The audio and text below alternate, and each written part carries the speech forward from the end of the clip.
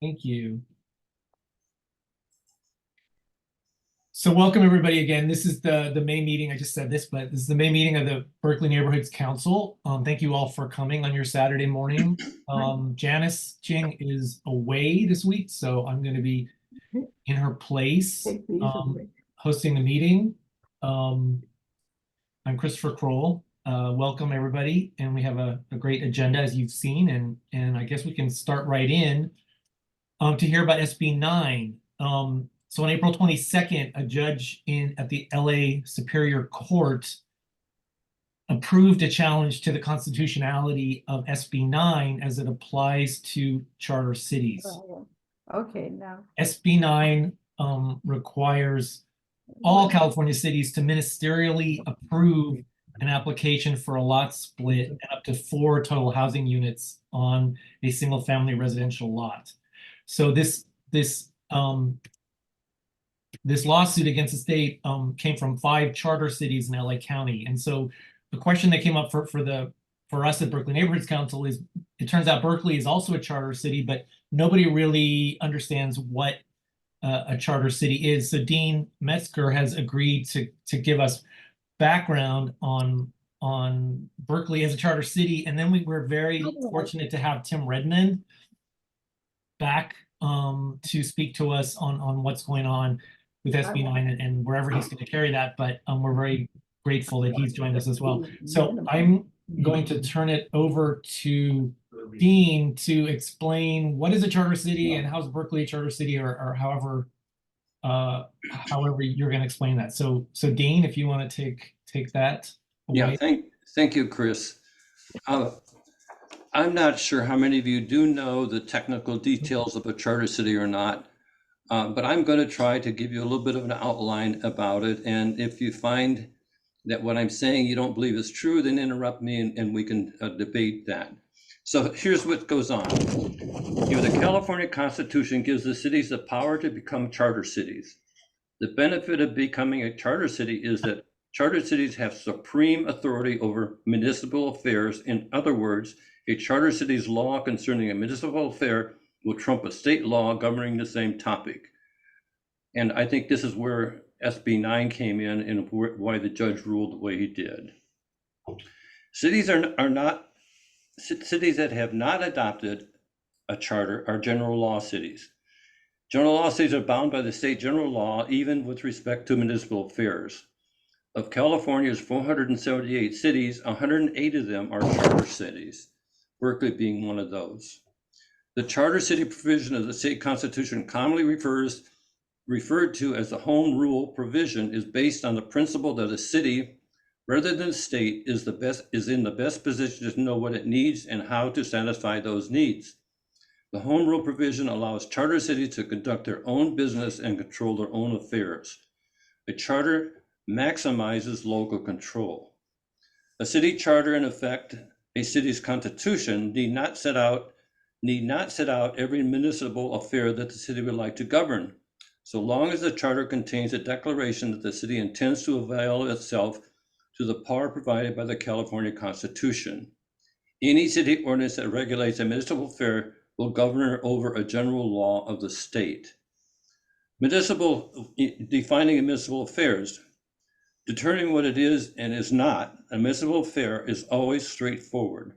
The California Constitution does not define municipal affairs. It does, however, set out a non-exclusive list of 4 categories that are, by definition, municipal affairs. Those categories are: 1, regulation of the city's police force; 2, sub-government in a part or all of the city; 3, conduction of city elections; and 4th, the manner in which municipal officers are elected. Beyond this list, it's up to the courts to determine what is not a municipal affair. To determine if a matter is a municipal affair, a court will ask whether there are good reasons grounded on statewide interests for the state law to preempt a local law. In other words, courts will ask whether there is a need for paramount state control in a particular area of law. The legislature's intent was enacting a special law is not a deterrent. Any questions? Okay. The concept of municipal affairs is fluid and may change over time. Issues that are municipal affairs today would become areas of statewide concern in the future, could become. Nonetheless, there are some areas that courts have consistently classified as municipal affairs, and those include municipal election matters, and this is a key one, land use and zoning decisions, with some exceptions, how a city spends its tax dollars, and municipal contracts, provided that the city charter or a city's ordinance exempts the city from the public contract code. And this is a code, a state code on the bidding process. Likewise, there are some areas that courts have consistently classified as areas of statewide concern, including traffic and vehicle regulation, tort claims against a government entity, and regulation of school systems. And that's why we have basically the superintendent of the schools in Sacramento. How to become a charter city. To become a charter city, a city must adopt a charter. There are two ways to adopt a charter. The city voters elect a charter commission. The commission has the responsibility of drafting and debating the charter. The governing board of the city, on its own motion, drafts the charter. So it can be done, I'm going to say by initiative, for lack of a better word, or it can be done by by the city's council. And our city charter is quite long, and if you look it up on the city's website, you can read that. Okay. In either case, the charter is not adopted by the city until it is ratified by a majority vote of the voters. And this is kind of key because it means that the council and our elected officials cannot change the charter, only the charter. Only we as residents can do that. So in a nutshell, that's basically what has happened. So, Dean? And that's kind of where we're at. Okay. Bryce? I have a question about charter cities. Berkeley has its own health department and mosquito abatement, which are also functions of the county. How does that work? Can a charter city opt into a county service, opt out? What happens with the money flow with a charter city? I don't know if I can really answer that, Bryce, but I do believe that because the charter city, again, has supreme authority over what is happening in the city, it can do that. It can basically contract with anyone that it wants to. It can then obviously leave that if they want to. And I think it's up to the city to determine how much it's going to cost or how much they're willing to spend. That's my take on it. Right. I'm interested in that topic. Like, if we dropped our mosquito abatement department, would we just drop the cost, or are we withholding some tax from the county's mosquito abatement? Just as an example. But you don't know the answer. I will. But I'm interested, and I would be happy to report back to it on a topic like that in the future. That'd be great. Thank you. Yeah. So Dean, I just have a quick question. I may have missed this in your discussion, but the SB 9 and 10 and all these housing bills are coming from the state, which, so I'm curious, like, I understand that the charter cities have rights as, because they are charter cities, so they have special, as you said, they have jurisdiction over housing and or land use law within their jurisdictions. But what I don't understand is the relation to the state of California, because these laws are coming they're coming from a superior authority, which is the state of California. So doesn't that trump, the charter city's authority if laws are coming from the state of California? So I guess that must have been the basis of the ruling of the judge. And maybe maybe Tim will get into that. Well, Chris, okay, Tim's going to get into it. Let me try to answer that. And surely Dean probably knows a lot more about this than I do. But in the case of SB 9, and any case basically that tries to put its footprint on a charter city, they have to prove that the legislature is being put forth because the effects of it that they're trying to resolve affects the whole city and the whole state. And I think Carla put up on the chat the fact that the judge found that SB 9 does not prove that the housing crisis in California is Oh. a statewide thing, and that's why it was struck down. And I Tim see. may be able to help us with that too. He's already put his thumb up, so I think he is going to be able to speak to this. So Yeah. so maybe without, did you want to say anything else, or should we move and enter? Well, I think, you know, being the kind of person I am, I hope that we can get enough people to look at this and perhaps look at an initiative that might be able to bring back local control over our land use and zoning policies. I don't see any other way of changing what is going on now. From my point of view, the city is basically pro SB 9. And the citizens have no say in that except through the initiative process. So it's something we can think about in the future. Well, and elections. We have a lot of the council and the mayor are turning over this year, so you know, Yeah, we'll see. there are other ways to change. But with that, I think without further ado, I want to welcome back Tim Redmond, who has graciously agreed to come back and talk to us. He just spoke to us a couple months ago. He is the former executive editor of The Guardian, as you all know, and he's the editor and founder of 48 Hills. He's a longtime political and investigative reporter. I think we all know who he is, and I really want to. I think we're very honored to have him back, and I want to welcome you, Tim. And the stage is yours, and we're very interested in hearing your thoughts. Great, thank you very much. I think on the agenda, I have about 15 or 20 minutes. Is that? I don't want to. Yeah, but that's just kind of 30. we'll see where it goes, wherever. Okay, because I don't want to take up all of your time at your meeting. So No, okay, so- yeah, No. technically we gave you 30 minutes. Actually. 30 minutes. 30 okay, minutes. great. Yeah, well, I'll make sure that I stop long before that so I can answer any questions that I can. Yeah, thank you.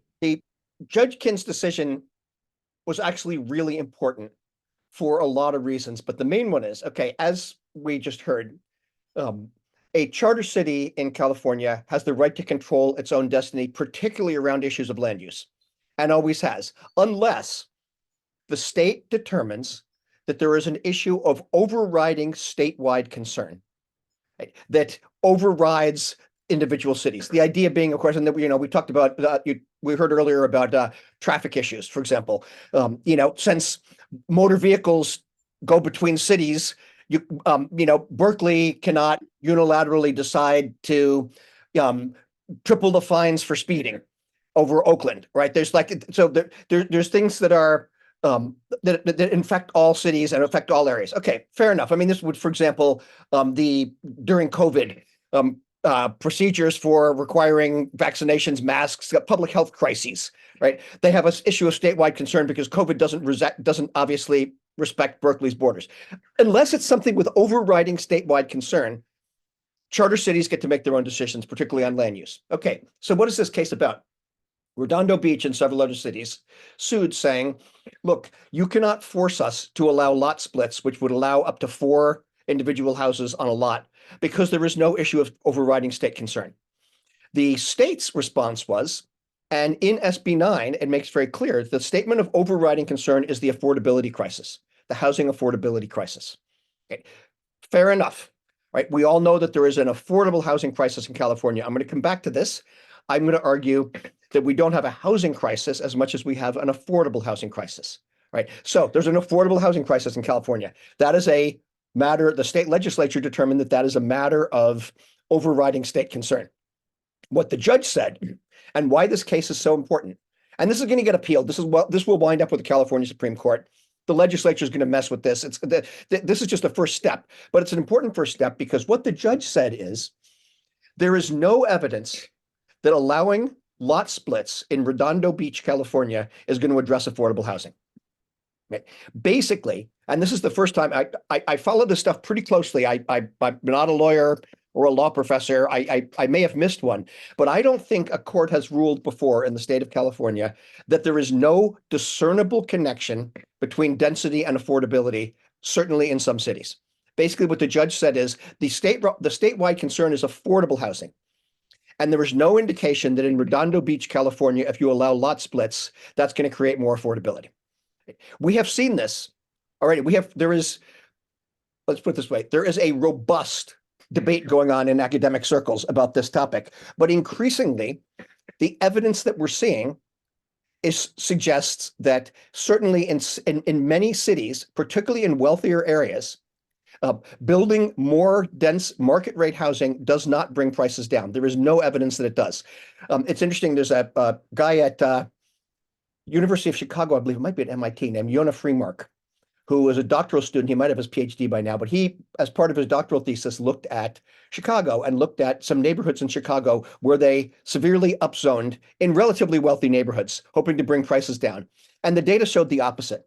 And, Yonah, who I've spoken to about this, started off as a YIMBY. He basically started off, in a sense, thinking that he was going to prove that upzoning and allowing more density brings prices down. But he is also an honest researcher. And what he found is that that's actually not true. Right? Michael Storper, eminent economic geographer at UCLA, has done considerable research on this, and the data does not show that increased density necessarily leads to increased affordability. Certainly not in Redondo Beach. I saw this. There's a bunch of examples of this recently in San Francisco, and I'm going to talk more about how housing markets work in a minute. But we've seen numerous examples where, in the name of increasing housing supply and therefore affordability, for example, there was a area in the Sunset where a one-story, a single-family home was purchased for, $2 million and demolished and turned into 4 condos, all of which sold for $2 million. Right? So the developer made a lot of money, but the prices didn't come down because one unit became 4 units. The 4 units sold for just as much as the 1 unit did. So that did not bring down housing prices. And this is, I say, so this is what the judge said, and this is why this is incredibly important, because if we can stipulate, and I'm not going to make this case one way or the other, but if we were to stipulate that affordable housing is a matter of statewide concern, and that, for example, the state has the right to say that cities have to accept affordable housing projects where they might not want them, right? And this is a battle that's gone on in many cities. There's a big battle now around farm worker housing in Half Moon Bay. And if we were to stipulate that they have to build affordable farm worker housing in Half Moon Bay because that is a matter of certainly regional concern, because farm workers who work in San Mateo County don't just live in Half Moon Bay, and this is a matter of larger than one city's concern. If we were to stipulate that, right, the judge says that 4-way lot splits under SB 9 do not meet that statement of overriding concern. I hope this is clear, right? That's not what's going on here. That's what the decision here is that this does not increase affordability. This is really important because the entire YIMBY agenda is based on the idea that increased density will increase affordability. Oddly, the head of the Housing Action Coalition in San Francisco, which is one of the YIMBY groups, actually testified at the San Francisco Planning Commission a few weeks ago and said that in order to build more housing in San Francisco, we need to get the rents back up. And I just gasped for a second there because I was like, wait a minute. The whole point is that building more housing is supposed to bring the rents down, right? Now, what he was talking about is the reality of housing markets in California and how things work. And this is, I've been doing this for 40 years. Things have changed. I mean, there was a time when a small developer would go to the Bank of America or to a savings and loan association and borrow money to build a spec house or to build, 4 or 5 units somewhere. And the bank would loan them the money in terms of a mortgage, and the developer would build the place and either rent it out or sell it, right? That is not how housing is primarily financed these days, particularly in terms of larger scale housing. Large multi-unit housing projects are not typically financed by a developer going to the bank. This is particularly these larger units we've seen in San Francisco. They are financed by what I call international speculative capital. Right? They are financed by real estate investment trusts, insurance companies, essentially Wall Street, through different types of mechanisms, put up the money for these projects. And international speculative capital goes where the return is highest. We saw this in the 1980s in San Francisco when many of us were fighting intense high-rise office development. And in fact, the folks who are now being criticized as NIMBYs, broadly speaking, the San Francisco left, was opposing increased high-rise office development in part because it was going to put pressure on the housing stock. And one of the things that we said is, if you're going to build an office building that is going to attract 2,000 new workers, we got to find a way to build housing for those workers. And we actually had an office housing production program that said, if you build more than X number of square feet of office space, you have to put money into an affordable housing fund. Right? That was the folks who are now being decried as anti-housing. We're the ones who said that. But it didn't, there's a reason that no housing was getting built back then. And it's not because of rent control, which is what the developers all said, oh, we have rent control. All buildings after 1979 are exempt from rent control anyway. Right. So then the developers would say, well, maybe they'll change that state law and later there'll be rent control. Whatever. The reason was the return on investment was higher with office. It's that simple. I mean, that's just how capitalism works. Money goes where the return on investment is highest. And the return on investment was highest in office space, not in housing. Okay, fast forward 20 years. The highest rate of return was on luxury condos in San Francisco, Los Angeles, New York, and Vancouver, BC. That's where the highest rate of return for international speculative capital was. So that's what was getting built. Luxury condos in cities that had very stable real estate markets. Right? And a lot of these condos were empty and are empty. Right? When I have looked at this, and I last did it about 5 years ago, you actually find that in many of these buildings, 30 to 50% of the units are not occupied because they are multinational money, a lot of back in the day, and possibly still today, I haven't looked at it recently, it was a lot of Chinese and Russian money. People who wanted to get their money out of the country where it is, wealthy people who wanted to park it someplace very safe. And luxury condos in San Francisco, LA, New York, and Vancouver, BC were considered safe investments. And a lot of these folks don't want to bother renting the units out. They don't want to bother being landlords, hassling with all of that. They just rather leave it vacant because they don't really need a place to live. They need a place to park their money. Right? So that's what was getting built. And it was doing nothing for the affordable housing crisis in San Francisco. Because when these units were sold, they were sold for a lot of money, millions of dollars, and they were not being rented out, certainly not being rented out at affordable rates. But that was being built. That was what was built because that's where the return on investment was highest. Right now, right, I'm sure you've all heard about 469 Stevenson Street, the so-called parking lot. All right, so there's a parking lot next to a Nordstrom's in San Francisco that has been used basically as valet parking for local retail for many, many years. A developer comes forward with a proposal to put a luxury condo unit, several hundred units on that slide. Okay, this is right off 6th Street, for those of you who know San Francisco. It's in one of the last low-income neighborhoods in Soma. And a lot of folks said, look, this is going to be a gentrification time bomb. This is going to drive up prices. It's not going to provide affordable housing. It's going to drive up prices. Why does that happen? Because, for example, if you put, as had been proposed a few years ago, if you put 250 luxury condos at 16th and Mission in San Francisco, suddenly you have a different population living there. And this population wants different types of restaurants, and wants different types of stores and different types of coffee shops. And since we have no commercial rent control, that the commercial corridor will change very quickly, as we have seen, as wealthier people move in. And then the landlords on Cap Street, which is still a relatively affordable place, are going to say, wait a minute, hey, I can raise the rent. I can get a lot more rent here because rich people are moving into this neighborhood and there's new restaurants and cafes and so forth. So actually, housing prices start to go up. Well, this was the argument for 469 Stevenson Street. There was also an argument that the environmental impact report, number one, didn't address this question at all. And number two, didn't address the fact that the building's being built on fill, and that, as you know from the Millennium Tower, we've had some problems with big buildings downtown being built on fill. So the Board of Supervisors upholds the CEQA appeal. Creates a huge furor. Oh my God, NIMBYs everywhere. The Board of Supervisors would rather have a parking lot than housing. No, the Board of Supervisors said that the environmental impact report was inadequate. So the EIR went back to the Planning Commission. They redid it. They fixed some things. And then 6 months later, they approved the project again. It's not getting built. In fact, the developer just announced another 5-year lease as a parking lot. And the reason it's not getting built is, at the time, you know, this is the kind of thing that I just want to tear my hair out. The developer didn't own the lot. Right? Building did not own the lot and had no financing. And the head of building admitted to the Board of Supervisors and the Planning Commission, we haven't bought the lot. We don't know if we can. And we have no financing to build the building anyway. This was not going to get built anyway. And the reason it's not getting built now is because thanks to the Federal Reserve and various other factors, that the return you get on investment in housing in San Francisco is not high enough now to justify the expense of building. It has nothing to do with that that project is permitted. The Planning Commission and the Board of Supervisors says, in fact, there are 40,000 units of housing permitted in San Francisco right now, ready to break ground.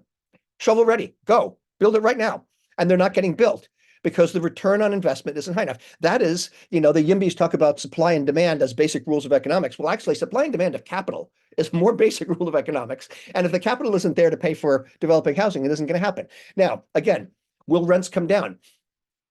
This is a complicated question, but what the data seems to show is that if rents start to come down in a city, developers stop building because building in California is expensive.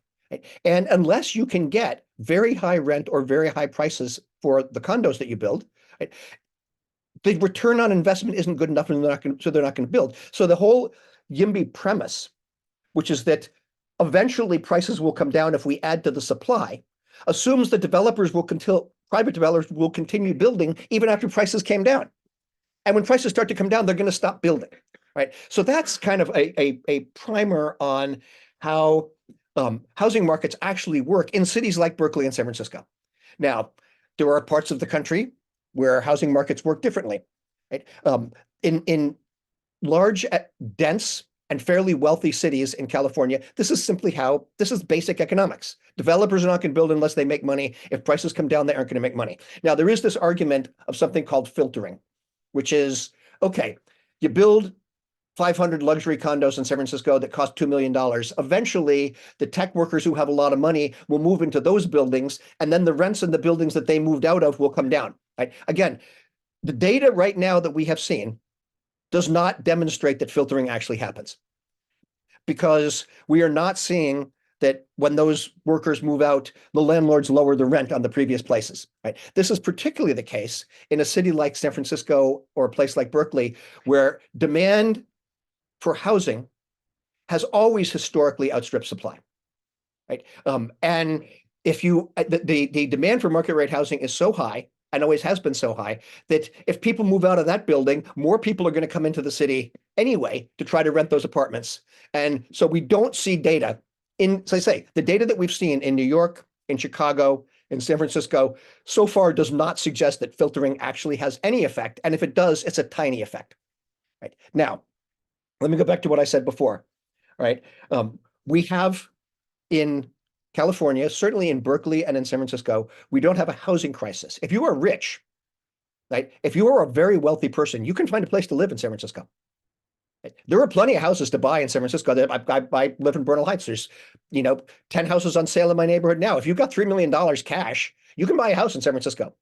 Right? We don't have a housing crisis. We have an affordable housing crisis. We have an affordability crisis. Right? There's plenty of housing supply for rich people. There's not any housing supply for the rest of us. And again, there's lots of vacant luxury condos. You can buy luxury condos in San Francisco if you've got big money. Right? It's for everyone else. It's for particularly what we call workforce housing.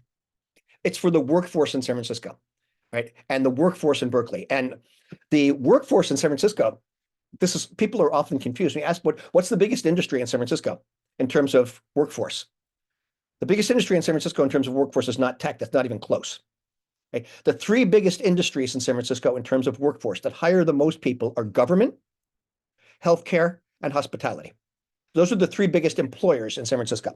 Government, meaning the state of California, the United States government, the city and county of San Francisco, the San Francisco Unified School District, right? I mean, government hires a lot of people. And government jobs are union jobs. They pay, a reasonable salary. But government workers, let's take a San Francisco school teacher with some years of experience, is making $60,000, $65,000 a year. Some city employees make $100,000 a year, right? Hospitality, hotel workers do not make a lot of money, even though hotel workers in San Francisco are largely unionized. But again, we're talking $25 an hour union wages, right? Healthcare workers, there are brain surgeons who make $1 million a year, but most healthcare workers are not brain surgeons. Most healthcare workers are cooks, orderlies, nurses, people, again, who are they may be making $50,000 or $60,000 a year, but they can't afford workforce. There's no housing for them in San Francisco, right? The reality is that I'm making this argument right now, and people can feel free to disagree with me, but I would argue that the private market is never going to build workforce housing in San Francisco. It's not going to happen. The private market is not going to fill that need, not with the current state of American capitalism. It's just not going to happen. The private developers whose goal is to make money are, in today's world, in today's market, never going to build workforce housing. They're certainly never going to build extremely low income, affordable housing. Now, according to the New York Times and the UK Guardian and many other national publications, Vienna is all the rage in California now. California cities and the state has sent delegations to Vienna to figure out why Vienna has so much affordable housing, workforce housing. And that's because it's government built. And the government of Austria and the city of Vienna build 6,000 units of social housing, of non-market housing every year. And a lot of people who live in Vienna pay, less than 10% of their income for housing.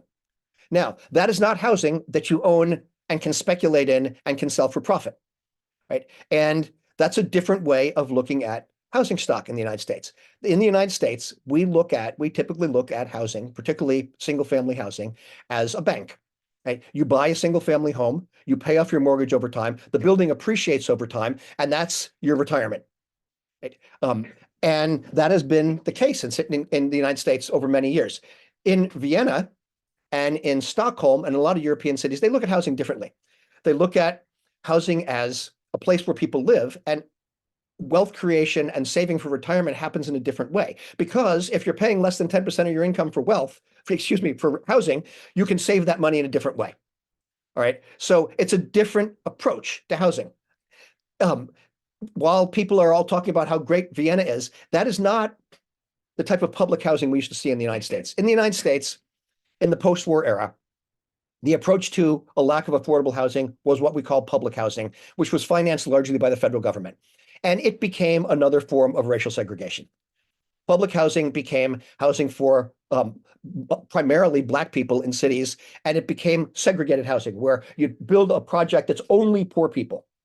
And those projects were not popular. Housing was not maintained. Public housing was not a great success in the United States in the post-war era, certainly not in the 60s and 70s. A lot of it has since been demolished and rebuilt. And yet, what the difference is in European cities is it's social housing, where lots of people of all incomes live in social housing in Vienna, right? People of all income, it's very much mixed income, and it's very much workforce housing, right? But it's done through public subsidies. Now, of course, people wonder how they managed to do that in Vienna. The marginal tax rate in Vienna on very wealthy people is considerably higher than it is in the United States. And the corporate tax rate, Austria, Sweden, these European democracies, these European social democracies tax the rich at a much higher rate than we do in the United States. And that, of course, provides more money for things like housing. So let me shift there, and I'm going to make another argument that many people may disagree with. But first of all, right now, today, 2024, in the United States of America, the private market is never going to provide workforce housing in cities like Berkeley and San Francisco. It's just not going to happen. Right. And we need to think of a different alternative. I'm also going to argue, and I know there's a lot of comments in the chat that I'm going to get to in a minute. Affordability crisis, promote affordable housing. Okay. We'll talk about that in a second. What I really want to say here is that the housing crisis in American cities, particularly the housing crisis in California and in the Bay Area, is driven not so much by NIMBYism and a lack of supply, but by economic inequality. Right? If you trace the United States economy since World War II, between World War II and about 1978 or 79, when Carter started cutting taxes, there's a fairly straight line correspondence between productivity and wages. Right?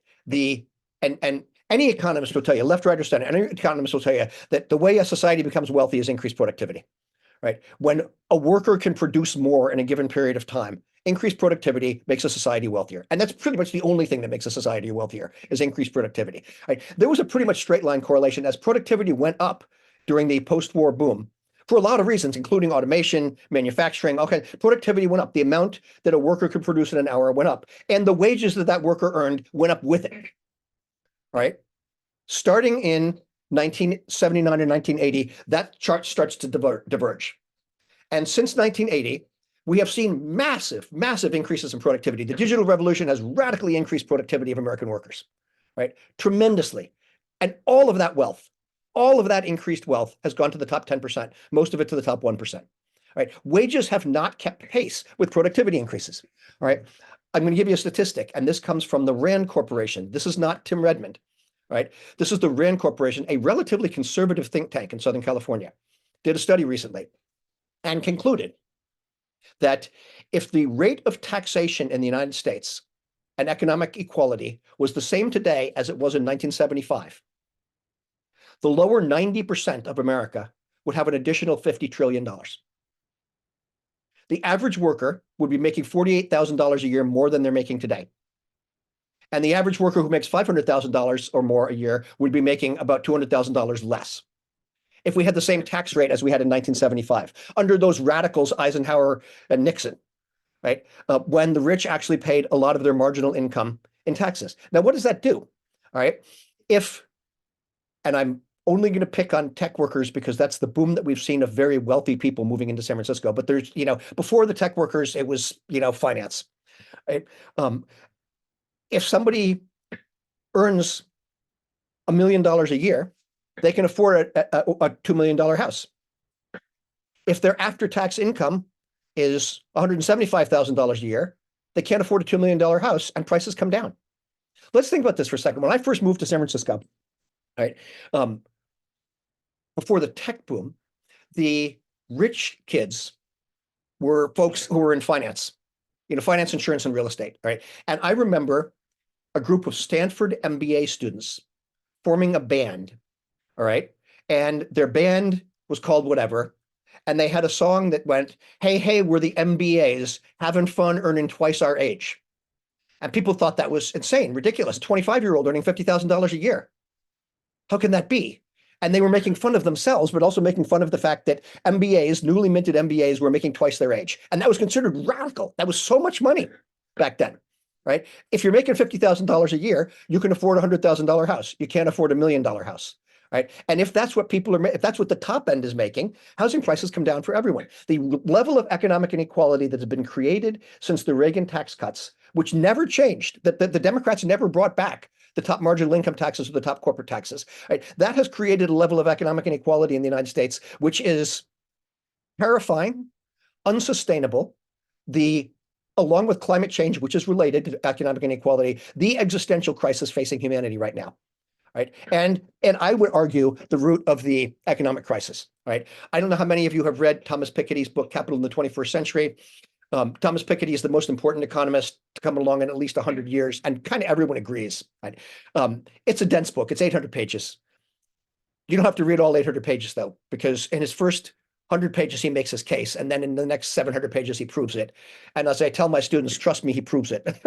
I read the whole thing. So you don't have to. Right. But Piketty argues that right now, in our global economy, the return on existing wealth, right, which he calls R, the return on existing wealth, in other words, the money you get from already being rich, exceeds the growth in the GDP in any country in the world.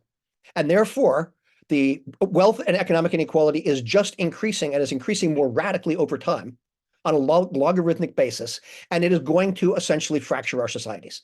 Piketty says that the only solution to this is a wealth tax, is an annual wealth tax on large incomes. And Piketty actually argues, I would argue that a very modest wealth tax that starts to return us a little bit to where we were in 1975 would provide for that $50 trillion, pays for universal health care, pays for social housing for everyone, pays for free college education. I mean, all of those things.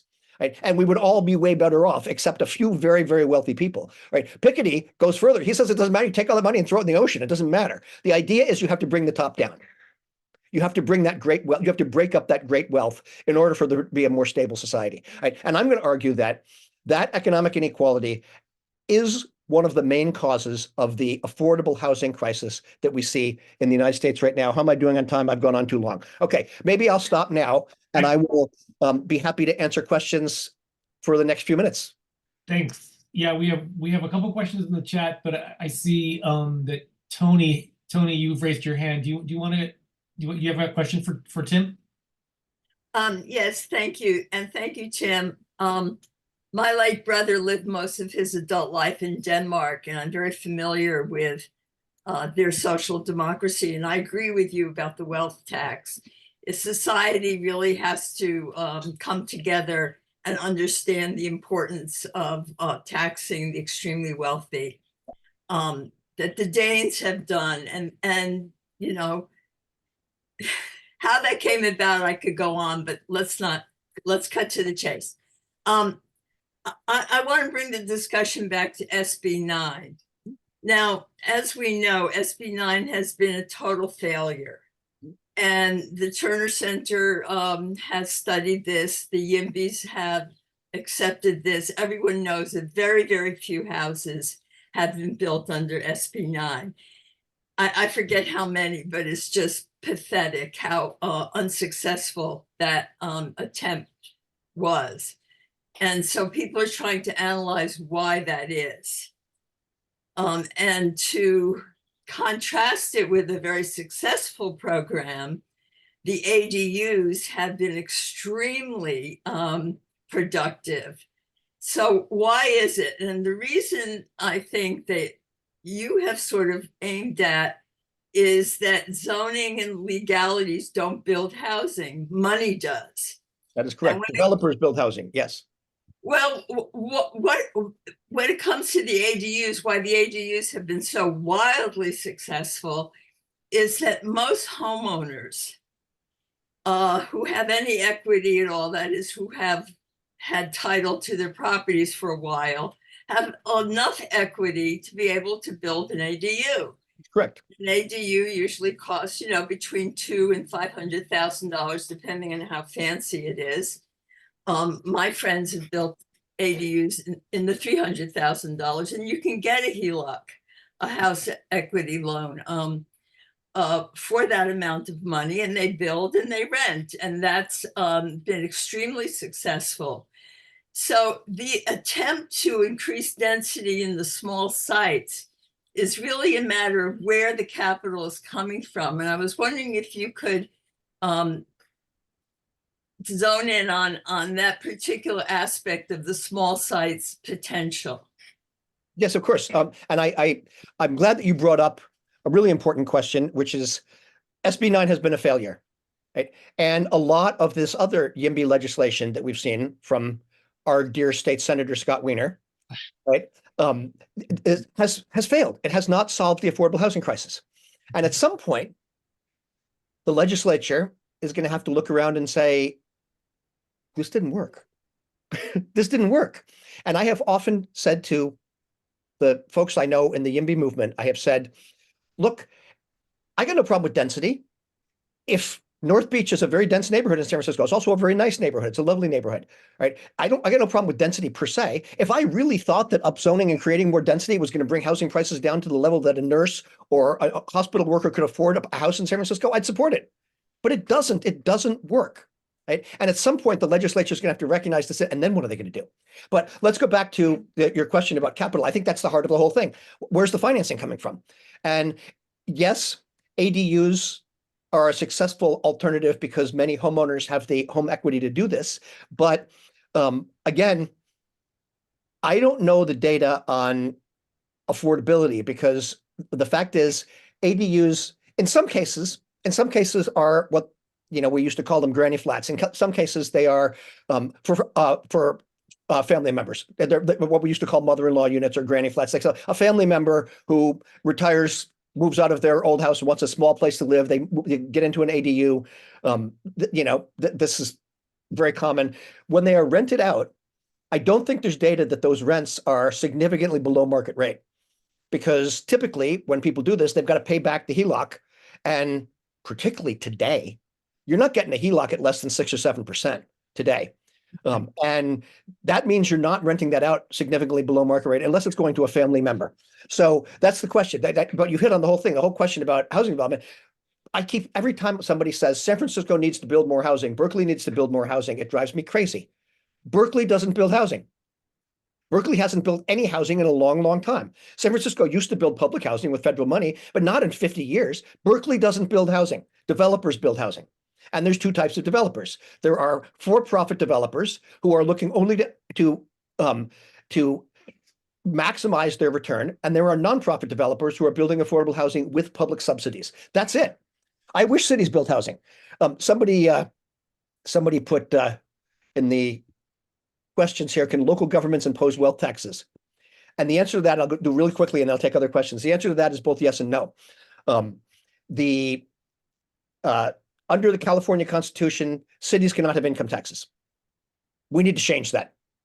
In the panoply of taxes, income taxes, progressive income taxes are the most fair, sales taxes are the worst, property taxes are somewhere in between, right? It would be great if cities could have income taxes. If I could do it in San Francisco, I'd exempt the first 100,000 worth of income, and then I'd raise taxes on everybody else, all right? At any rate, but we can't. The state won't let us do this. The state legislature would have to allow that. However, in San Francisco, for example, we have raised transfer taxes on properties that sell for more than $10 million. That's something local government can do. That is, in a sense, a wealth tax because we're basically charging extra money for very high-end real estate transactions. So there are tools that cities can use, but the most effective, a wealth tax or an income tax, is preempted right now by the state. Not the case everywhere. New York has a city income tax. I believe Portland does. Philadelphia has a city income tax. And the lovely thing about city income taxes, of course, is if you make it progressive so it only hits the rich, they're itemizing and deductions anyway, and state and local taxes are federal deductible. So we're essentially taking money from Washington. Anyway, set that aside. I could do an entire session on tax policy. I'm not going to do that here. Anyway, Yeah. Other questions? Yeah, we got other questions, and I just want to let everybody know they're starting to pile up, Tim. So I'm going to go back to the chat, and then I'm going to come to Carol, Virginia, and Bryce. But Nancy had a question here. What are the best ways that we can actually promote affordable housing? What do you think of Evan Lowe's bill, AB 2584, that would limit the number of housing units that a single investor can own? I've never heard of that. Yeah, well, that's a step. That's a step because that stops what we're seeing now around the country, and this is another whole issue, is we are seeing private equity firms, real estate investment trusts, buying up single-family houses all over the country. This is not just happening in California, all over the country. These big corporations are buying up thousands and thousands of single-family houses and then renting them, essentially denying those to potential homeowners. And because these are big national, globally financed entities, they can outbid everyone else. And then they turn homeownership into rentals, and they essentially take that option away from people, right? Evan Lowe's bill would address some of that, and that's part of it. He's also had a social housing bill that he's introduced in the past. These are steps, right? What really needs to happen is we need a massive state and federal effort to fund non-market housing. And, Reagan decimated HUD and stopped funding housing in American cities in a major way. It never came back. No Democrat has reinstated that HUD funding money, including Biden, right? Nancy Pelosi was Speaker of the House and this powerhouse from San Francisco. She never got us affordable housing money. This is kind of money we need, like billions and billions of dollars in federal money coming into cities and state money. I mean, Gavin Newsom had a $25 billion surplus a couple of years ago. Think how much housing that would have built, right? So that is what we really need to do is we need to, and I link these together, we need to essentially increase taxes on the very wealthy in every different way that we can and use that money to build social housing. I mean, I just think that's the only option. I don't see the private market ever solving this problem. Okay. So Carol, you got a question? Carol? Unmute yourself. Oh, okay. Hi, can you hear me now? Yes. Okay, thank you. I have a couple of questions, but first, Paula put in chat that we do have this in Berkeley through the U1 transfer taxes. We also have the Measure P transfer taxes where any properties 1.5 million or more are taxed, and we're actually 1/3 down in Measure P revenue this year because property is not selling at the same rate anymore because of the mortgage rates being higher. But my two questions are, first, I heard Nancy Skinner present that although current affordable housing projects will be going through because of the state deficit, nothing new will be coming forward in terms of affordable housing. And that I've also heard a presentation on the regional housing bond, possibly mitigating that. So I want a response to that. And then the second question is that the discussion is, or the presentation is always general presentation, that we need market rate housing to pay for affordable housing because affordable housing requires subsidies. And the cost of how construction itself is so high, and that is the only way to pay for the affordable housing. So I was wondering if you could respond to those two issues. Yes, absolutely. I mean, the state deficit is a huge problem. And obviously that's why they're saying there's not going to be a lot of money for affordable housing. Budgets are choices. Budgets are statements of priorities. Right? And the federal government has prioritized a lot of things. The state government has prioritized a lot of things, and affordable housing has not been one of them. And social housing has not been one of them. We have a tradition in the United States of believing that capitalism is going to solve all our problems, including the housing problem. And the only solution, and even Biden says this, we need to make it easier for developers to build housing in cities, assuming that the market is going to solve it. Let me talk about the market rate housing paying for affordable housing, because this is, again, something that was, San Francisco has an inclusionary housing ordinance, right? Inclusionary housing means if a developer is building 100 units of market rate housing, they have to include a certain percentage. In San Francisco, it's about 15 now of affordable units. So you build 100 market rate housing units, you need to build 15 affordable units. Well, there's interesting data on this too. And this comes not from, again, me, this comes from a Kaiser Marston, a respected economic consulting firm that the city hired years ago to do a study that has been completely ignored, which says, if you build 100 units of market rate housing, you are creating a job demand, because all of those wealthy people need someone to make their coffee, and someone to shop for their groceries, and someone to walk their dog, and someone to take care of them when they're sick, and all of these other things that create a need for particularly service jobs. Right? That creates pressure on the housing market, because now you've created more service industry jobs, and those people need a place to live. Kaiser Marston says, if the inclusionary rate is below 40%, you're losing ground. If the inclusionary rate, if you build 100 market rate housing units and 40 of them are not housing for the existing workforce and the workforce whose jobs you are creating by building those housing units for the rich, you're losing ground and you're making the crisis worse. So yes, by all means, market rate housing should pay for affordable housing, but it doesn't help the situation at all unless those rates are very, very high, and developers aren't going to accept, they're not going to build at those rates, which is why this is, while it's fine, and I love inclusionary housing ordinances, it's not going to solve the problem. Right? The problem is much bigger than that and can't just be solved by inclusionary. Okay, thank you. Virginia, you have a question? Can you unmute yourself? Yeah, you are. No, I mainly wanted to thank you so much for mentioning and elaborating about the need to tax for wealth. And I say that I'm not very eloquent, but if I had an audio book of you, maybe I'll take the recording and sleep to it. because I've got to get this stuff in my head to say well. And so should we all. At all the meetings we go to, we need to say that about how this is not going to change unless people with wealth are taxed. And I have a lot of other things I'd like to ask you, but I'll try and figure out some other way to do it. And thank you for your presentation. Of course. And you all, just so you know, because I'm probably already way beyond the time you've allocated for me. No, you're not. You're fine. Okay. I'm easy to find. I'm easy to reach. I will give you right now my email is now in the chat if anybody has further questions. Yeah, Berkeley just voted to lower the rate of in lieu. San Francisco did too, on this idea that if the in lieu rates and the inclusionary rates are too high, developers aren't going to build housing, and therefore we won't Right. get affordable housing. Yeah. All right, Yeah. I know somebody else has a question. Yeah, I'm gonna go to Bryce. He's been waiting. So yeah, Bryce, go ahead. Okay, sort of two topics that you haven't touched on, but are very close to what you did touch on. There's a tremendous transportation cost as I-80 is being widened right now.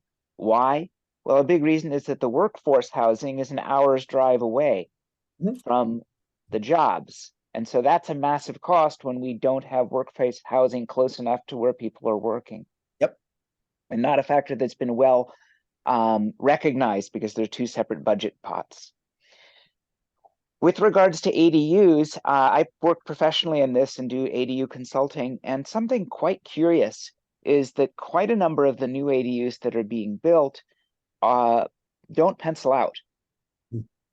So the developers' pencils are very sharp. They'll only build when they can pay back their loans with the income from the building. But a single family owner will often overspend by that financial metric. And it's an interesting characteristic. Of course, building costs are high in California due to code issues and regulations, particularly Berkeley. But overall, it's curious that homeowners are building ADUs essentially at a loss. It's interesting. They say, some of it may be, as you say, their pencils aren't as sharp as the developers. They're not, because obviously, if you're a developer who's going to Wall Street to get $100 million to build a large housing, those folks are watching that real carefully. Right, they're watching that. You're not getting that $100 million unless you can demonstrate that you're going to get 8.5% return, and they're looking at that real carefully. And homeowner, when you get a HELOC, the bank is like, spend it on whatever you want. You own a house, you've got good equity, we got security on this. So I think some of it is they're just not, and some of it I think, and I don't know about the folks you're working with, but I know people who have built in-law units really for family members. Right, I mean, when my parents were getting very old and unable to work, but also unable to live by themselves, rather than trying to find assisted living, they lived in a in-law unit underneath my sister's house in Philadelphia. She had an in-law unit. Absolutely, that's true. People are building ADUs. They were designed as flexible space. Right. And that's one of the big risks with Berkeley rent control is that as it moves towards ADUs, that promise of being able to flex that space, it's a yoga studio, it's a rental during summers only, disappears. I have an op-ed on that exact point, 2 or 3 of them actually. Yep. Well, as I say though, but I do not think, and because you're right, now it's also permitting is expensive. Everybody talks about how permitting is, and you know this as well as anyone else. But the reality is the cost of construction materials has gone through the roof since the pandemic. Right, the cost of CDX plywood has increased by a factor of 4 in the last 5 years. The cost of 1,000 drips. It's really everything that's come in, and permit is a big piece of it. You've got to create so many new reports. Right. It's like every little bit, and every piece of it is well-meaning. Right, every piece of it is well-meaning, but also it's not. As I say, the cost of construction materials has soared to the point where and building an ADU, you need plywood, you need 2x4s, you need concrete. Sometimes you need sheetrock, you need windows. All of these things cost 400% as much as they did 5 years ago. And you need 200% more of each of it, right? Because of building code regulations. You build a new ADU and it's going to have a 16-inch thick foundation next to an 8-inch thick home from 1900. Right, no, I know. So there's a lot of factors here that I agree. Yeah, but the bottom line is the ADUs are great for many people, but they're not going to by themselves solve the affordable housing crisis at all. Because you can't build an ADU in Berkeley right now and rent it out at a rate that is workforce housing. It doesn't pencil out. So you can't do it. So we got a couple more minutes, and I just want to get your thoughts on where we're at with where this case on SB9 is going to be going. And I'm sorry, you may have talked about this, and I'm sorry if I missed this. I apologize.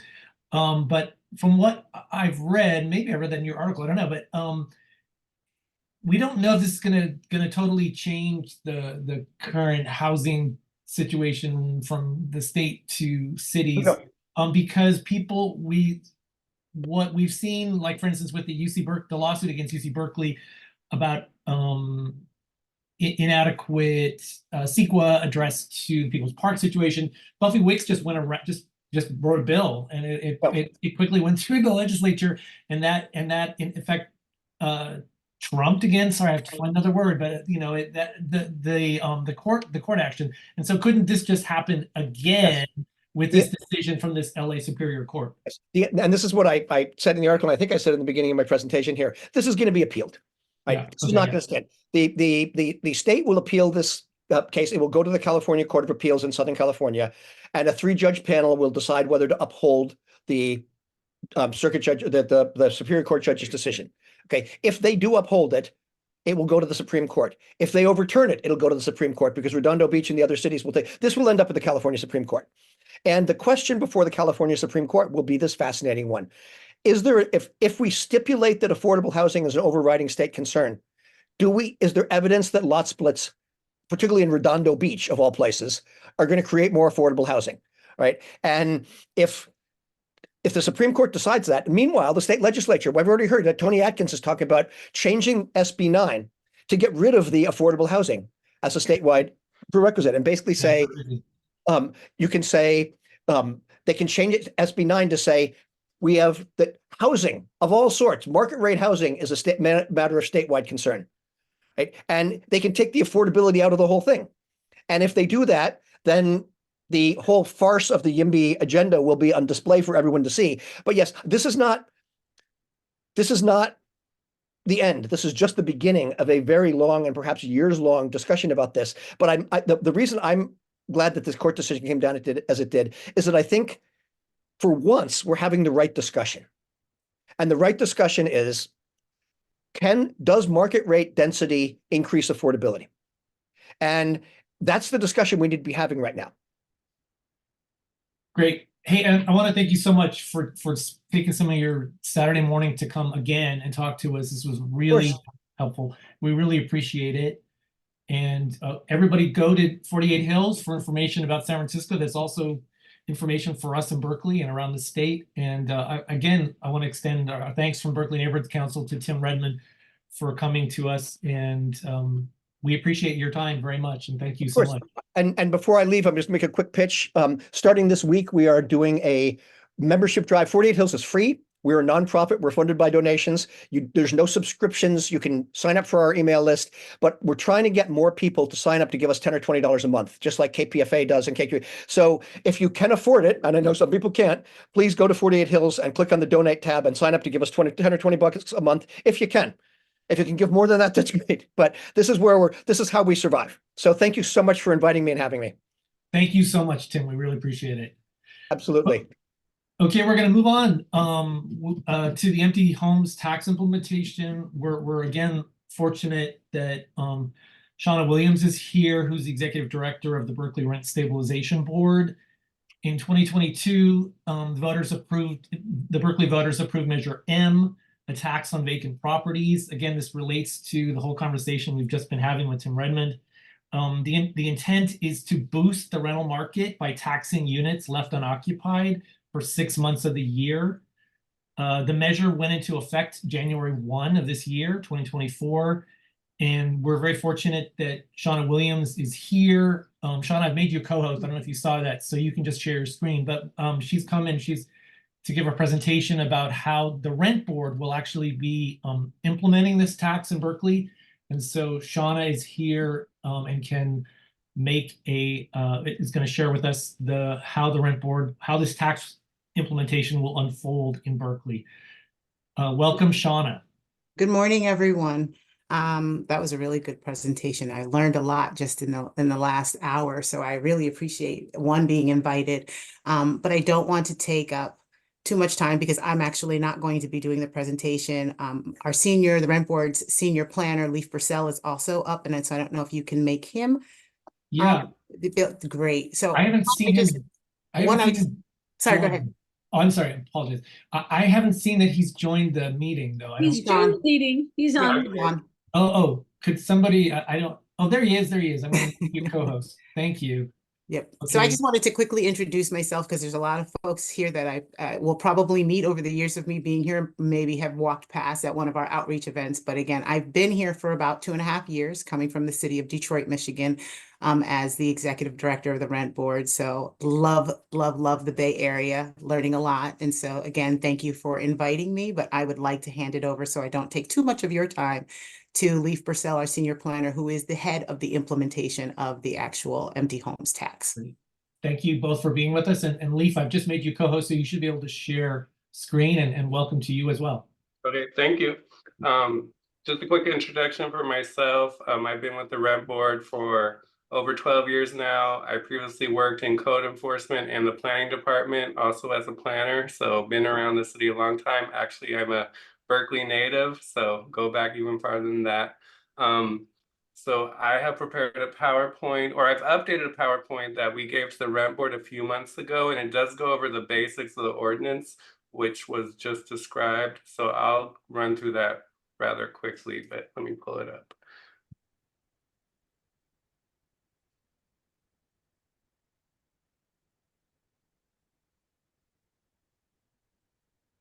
Okay, can everybody see this first slide? Yes. Okay.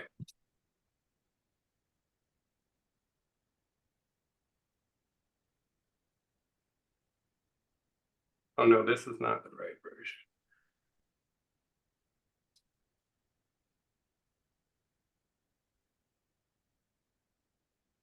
There we go. Sorry, that was the previous February presentation. Sure. Okay. So as was just mentioned, the empty homes tax was passed in 2022 and was effective this January 1st this year. It applies to all residential units that are vacant for 182 plus days, so around 6 months. And here the definition of the ordinance uses for vacant is unoccupied, uninhabited, or unused. So there are two main exemptions. They're for nonprofits and for owner-occupied properties that contain 4 or fewer residential units, inclusive of accessory dwelling units, which was a later change in the ordinance development. And it must be owned by a natural person, so no corporations, and they must own no other residential units in the city of Berkeley. The ordinance also excludes certain vacancies. There's 7 of them. The main ones we're anticipating we'll encounter are those that have applied for a building permit, or for the rehabilitation period, those who have received a building permit and are doing work, but also if the owner has recently died and they were the owner occupant, or are having a medical issue where they can't live in the unit, or they live in, or they don't live, the unit's vacant, but it's still their primary place of residence, or they recently leased it out, but it's still not occupied. Also, if there was a fire or other disaster, etc. So the rent board's involvement is really because we have vacant unit data that was reported to us by owners or by previous owners, as this unit is not being rented and is vacant and it's not available for rent. So our main role is to look over those units and identify those that are vacant and are eligible for the tax. So these are units that are, so the ordinance generally applies, the rent control ordinance applies to units that are rented or available for rent. The vacant units are not available for rent. They're labeled NAR in our system. And these are typically long-term vacancies. So if a student rented apartment has a few week or a month turnover, those will never go into that status because they're still, assuming they're still available to rent. And as of the end of last month, we had just over 1,200 units in that status. So this chart gives you a look at the vacant units by property size, single family duplex, 3 to 4 units, and larger unit amounts in properties. So you can see the highest rate of vacancy are in our duplex and 3 and 4 units. and then built properties, and then 5 to 10 and 11 to 20 unit properties have a 3 to 2 to 3. I guess the rest of the multifamily properties have a 2 to 3% vacancy rate, and these are just in our system. So, for example, single family homes in Berkeley, there's more than 20,000, but we only have just under 8,000 that are in our system that have had a history of being rented previously and under rent control or subject to eviction protections.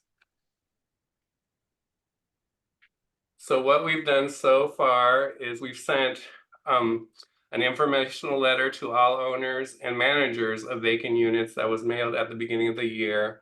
We have an email address and a voicemail option for people who have questions to contact us. So far, we've spoken to over 100 owners, and we also have been drafting a website, guidelines, and exemption forms for the exemptions and the vacancy exclusion periods. These have just been approved and will launch either next week or the week after. So our next steps are to continue to monitor and review vacant units. Once the 6-month or 182 plus days has passed, we'll give a written notice that we believe this property is tax eligible due to period of vacancy. And then we'll be in the process of reviewing any claims of exemption or vacancy exclusion. And at the end of the year or the beginning of next year, once the calendar year is done, we will provide a list of all tax eligible properties to the finance department. So one slide I missed out because the rent board was already aware of that is the tax levels. They are $3,000 per unit for single family duplex condos and $6,000 per unit for larger properties. And the tax will increase each year based on CPI, and also anybody who has a vacancy that is tax eligible for 2 or more years, their tax amount will double. So, I mean, that won't apply to this year, but 2025 and going forward, those who are repeat offenders or leave their units vacant for more than 6 months, more than 1 year in a row, will have a higher tax rate. So that is the end of my presentation, and the executive director and I are happy to take any questions. Great, thanks. Thank you so much, both of you. Yeah, so I just want to clarify. So the tax or the charge once the unit or units is $3,000 per unit or $6,000, and I didn't understand $6,000 for multifamily use or units, or how did that? What is the $6,000? How does that? Yeah, that's for the larger properties. So anything with 3 or more units 3 or more would be in that higher rate. And I'm assuming this is an annual amount that then gets charged to the property. And how is this handled on the property taxes, or is this a separate process through the rent board or the finance department, I guess you just said, would then issue some kind of statement to the property owner? Yeah, so we're working with the finance department on this implementation, and they will be sending out the tax bills. It'll be a separate tax, similar to how they do business license tax for rental properties. So it'll be a separate annual tax that they'll send out a bill for, and they will, I believe they'll charge a penalty or a fee for late payment, and there'll be an appeal process that we're still working out the details, but that'll go through the finance department just like any other tax that they send out. Okay, and one more question for me before we go to everybody else. Has my understanding, if I've caught this correctly, is that Oakland and/or San Francisco have versions of this already in place? And if I'm correct, can you tell us, have those been judged to be successful programs where there is return of units to the rental market that are being rented out again? Or do you have any thoughts on that? How these measures in other cities that have already been implemented, what they've achieved? I do not know Oakland. I did review their forms and their ordinance to help inform our implementation. So that's something I would need to look into. But San Francisco, I do know they are at a similar stage of us, where they have a program, but they haven't sent the bills out yet. And they actually have been sued regarding their ordinance, and that case is supposed to go in front of a judge in December. So that's something we're monitoring. Okay, well then I'm confused. Are these California cities kind of leading the way nationally, or are there other examples of where these vacancy taxes have been used successfully in New York City or other large cities in the US? Or are the Bay Area cities really kind of leading the charge on this in the US? Oh, I see Bryce says Vancouver. So this is new for the US? Do you know, Leaf?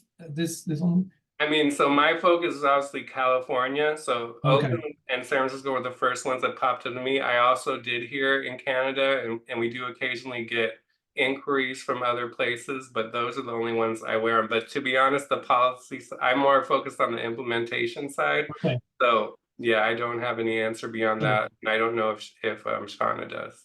Okay. Yeah, I don't have any additional information on that. And to just clarify what Lee said, the author, Kate Harrison and her office authored this. So, we are able to implement because of the data that we hold. But the rent board is unable to apply a tax, which is why we are working with the City of Berkeley Finance, because we're unable as an organization to be able to do that. Right. Okay. Thank you. So Kelly, do you want to unmute yourself and ask your question? Yeah, Lee, could you please explain to me and to us how we capture the vacancies on all this building that's going on in the downtown, these older buildings? I mean, those are not rent controlled? How are we capturing that, and how do we know they're telling us the truth? Yeah, so the first point, I believe also as of 2021, so a 2020 measure added registration requirements for for any building, new construction or old, that is exempt from rent control, because either it's new construction per our ordinance, which is anything created after 1980, or if it's a single family or condo that is exempt from rent control per state law. Those still have to register with us as of 2021, because they have eviction protections. Then they pay a lower fee for the services we provide to the tenants and the owners regarding counseling them about laws and mediations and hearings they can take advantage of. So they do have to register. The second question about, are we double checking, or how do we check if they tell us it's rented or if it's vacant, if that's true? I mean, we basically operate on a complaint system. So we've had owners or we've had neighbors report, hey, this unit's actually vacant. Typically, in the past, we're more interested in units that are rented and not reported to us. But another source of data that we're looking at is the city has a rental housing, rental housing safety program. They also have, they require an annual fee for units that are rented, and they have to get out of paying that fee. You can tell them, hey, this unit's not rented, it's vacant. And we've gotten a list of data from them. So those are the two sources. But we don't have, other than complaints or it being another source, sometimes it's hard for us to tell if they're telling the truth. Leaf, could you put in the chat how someone would go about reporting of vacant units? Yeah, definitely. You would just be able to contact us by email or leave a message at those numbers, but I will put that contact information in the chat. Great, thanks. Bryce, you have a question? So first, just share an experience. I work as a permit consultant. So when this all came out, there was a bevy of work, and sort of a surprising number of units that had been vacant for a very long time, most with severe maintenance issues. And this kicked the owners into fixing them up and putting them on the market, which is kind of surprising, because if they'd done that 15 or 20 years ago, they could have had 15 or 20 years of rent. And in that sense, it was a success. Those were mostly mental health issues, I would say, and mostly units that I got in contact with were in very, very poor condition, and this brought them back on the market. As for a question, goes back to that single family home question. So there are a lot of single family homes that for various reasons are either extremely underutilized or truly vacant. Often there's a family situation that's why some of those houses are famous. What is being done with those truly vacant single family homes under this ordinance? And is this ordinance even sufficient in order to address kicking those programs, those properties into action? So, I mean, the single family homes are a bit more problematic if the owner's saying they're occupying it, but they're not. We will be looking to see that there's evidence that their address is listed as their home address on the on county property records, and if they're claiming a homeowner's exemption. So, Yeah. But really, we're relying right now on what owners have reported to us, because that gives us the advantage of saying, you told us it's vacant. So that gets us the starting point as evidence that it is vacant. But for those that are not telling us they're vacant or are not listed in the rent board, and they're telling rental housing safety that they are, vacant or being used by or owner occupied, but I mean, if they're saying they're owner occupied to them, but they're actually vacant, I mean, that's just something we'll have to work through. But it is going to be a challenge if they're not giving us something that's vacant and we have no proof and we have no neighbor telling us, hey, this is actually vacant. Yeah, it's a difficult line, because you could put a flower pot in the living room and water it once every 6 months and say that you're using it, owner occupying it. I would suggest that utility data would have something to do with it also. You could probably determine which buildings are vacant just by looking at utility data. Bryce, you bring up a very good point. We are implementing some software to give us some more data beyond what is just reported to be able to track things just like you said, because this will evolve over time.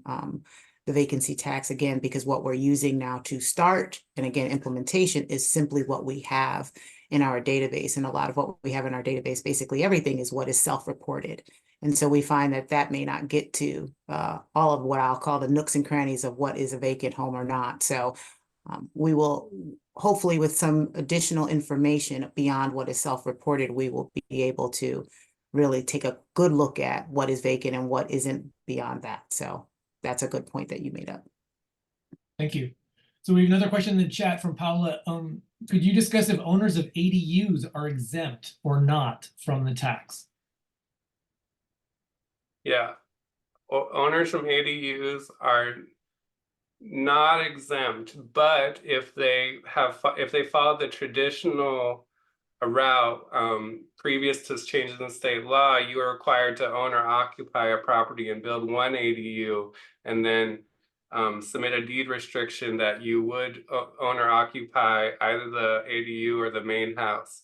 So those would be exempt, but in the case where you're building multiple ADUs or you're not occupying the property, that would be part of your unit count to determine, well, yes, if an ADU is vacant, they would be tax eligible in certain situations, that they don't qualify for like the owner occupied exemption.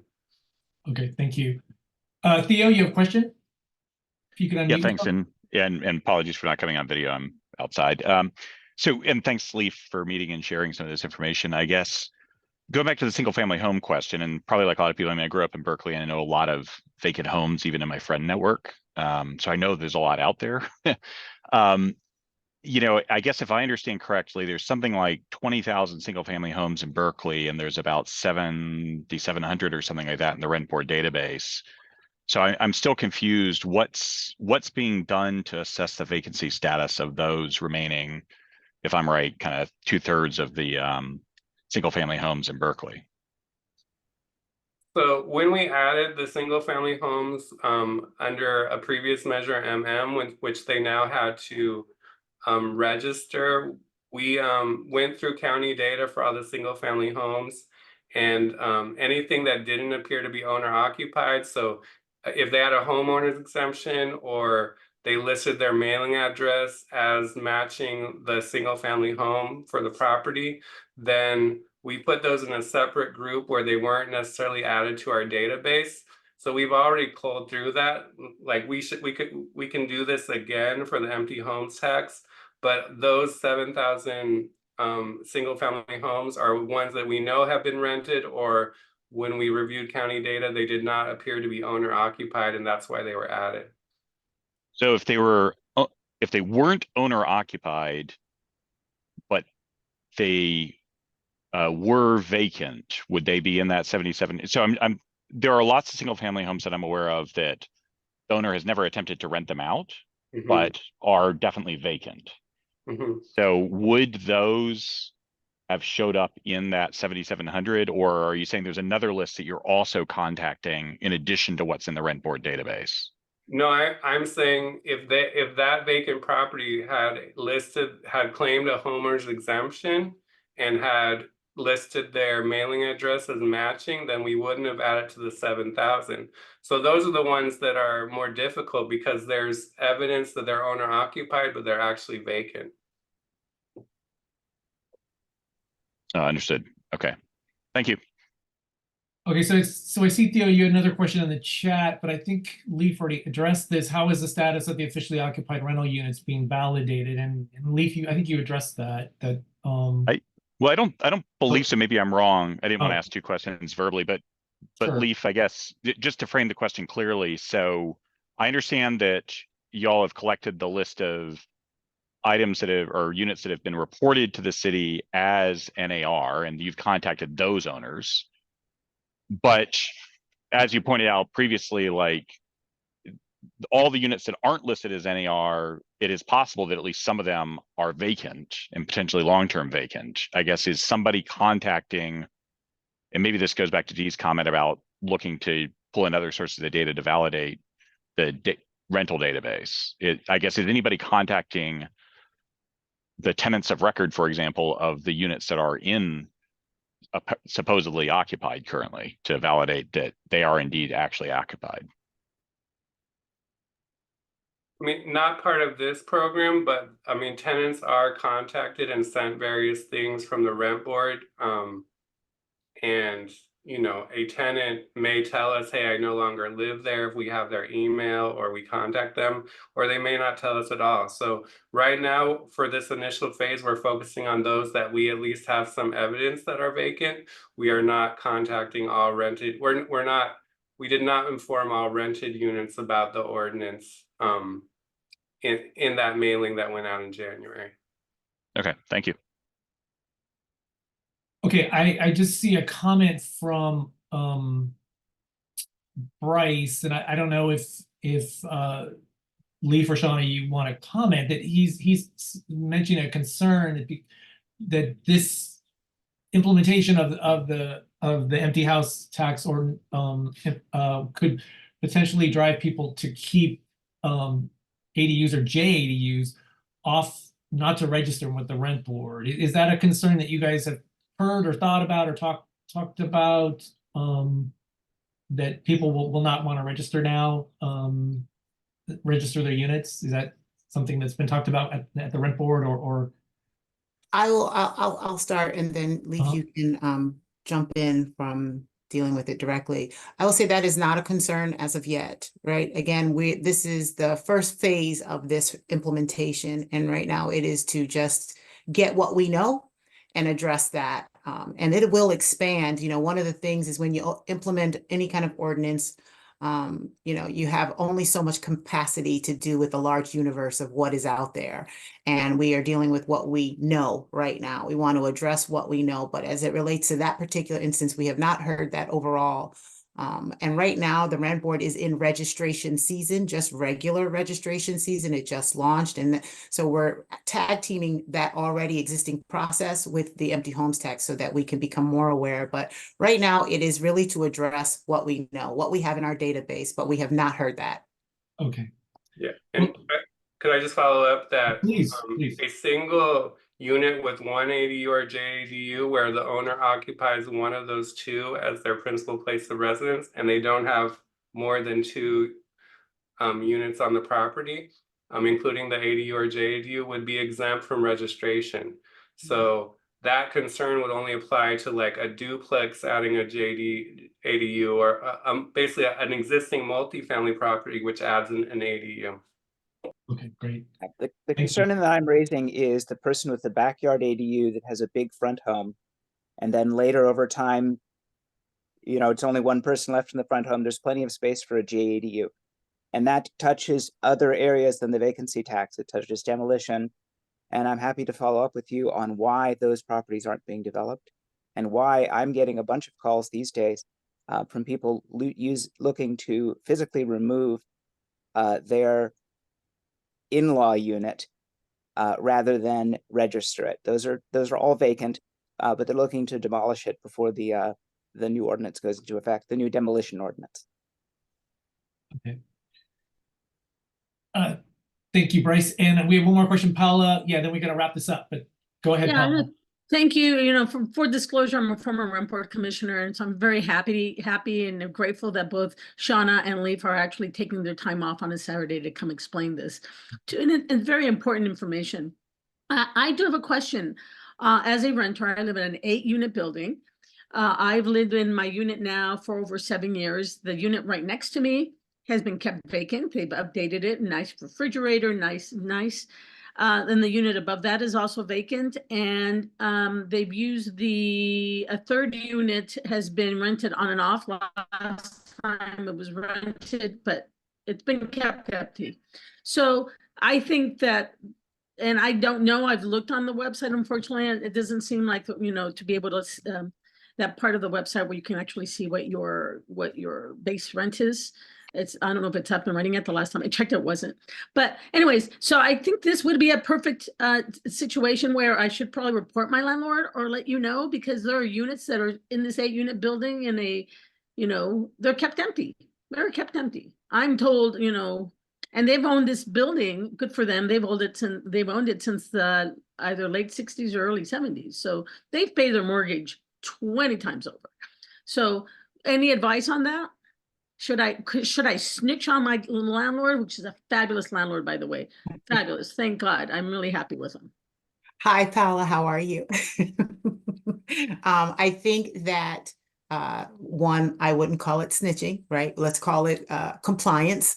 And so, yes, when the website that Leif was speaking about goes up, we will look to have what I would call an inquiry, compliance, empty homes compliance inquiry form. And then you will be able to add some information about what you know and be able to submit that. But we won't call that snitching. Great. Thank you. I want to thank you, but I don't want to keep you guys any longer on your Saturday morning. I want to thank both Shauna and Leif for coming. And we have one request in the chat. Was if it's possible to share your PowerPoint, if it's possible to send it to BNC, then we can share it for the larger public. If you're okay with doing that, that would be much appreciated. So it looks like you were nodding, so hopefully, yeah, and we appreciate it. And then I really, again, I want to extend a great thanks to you, Shauna Williams and Leif Purcell, for spending, again, some of your Saturday morning to come talk to us about this very important issue and this new regulation in the city of Berkeley. And we'll be watching this as this unfolds. And thank you both for your time. We really appreciate it. Thank you for having us. Thank you. Okay, well, moving along, we've got community updates. We're going to hear from both Jim McGrath and Meryl Siegel on issues of ongoing concern in the community. We're going to start with Jim, who's going to give us some update about developments at Cesar Chavez Park. So please, Jim, take it away. All right, Chris, can everybody hear me? Yes. All right. Thanks for having me. Thanks for having an interest.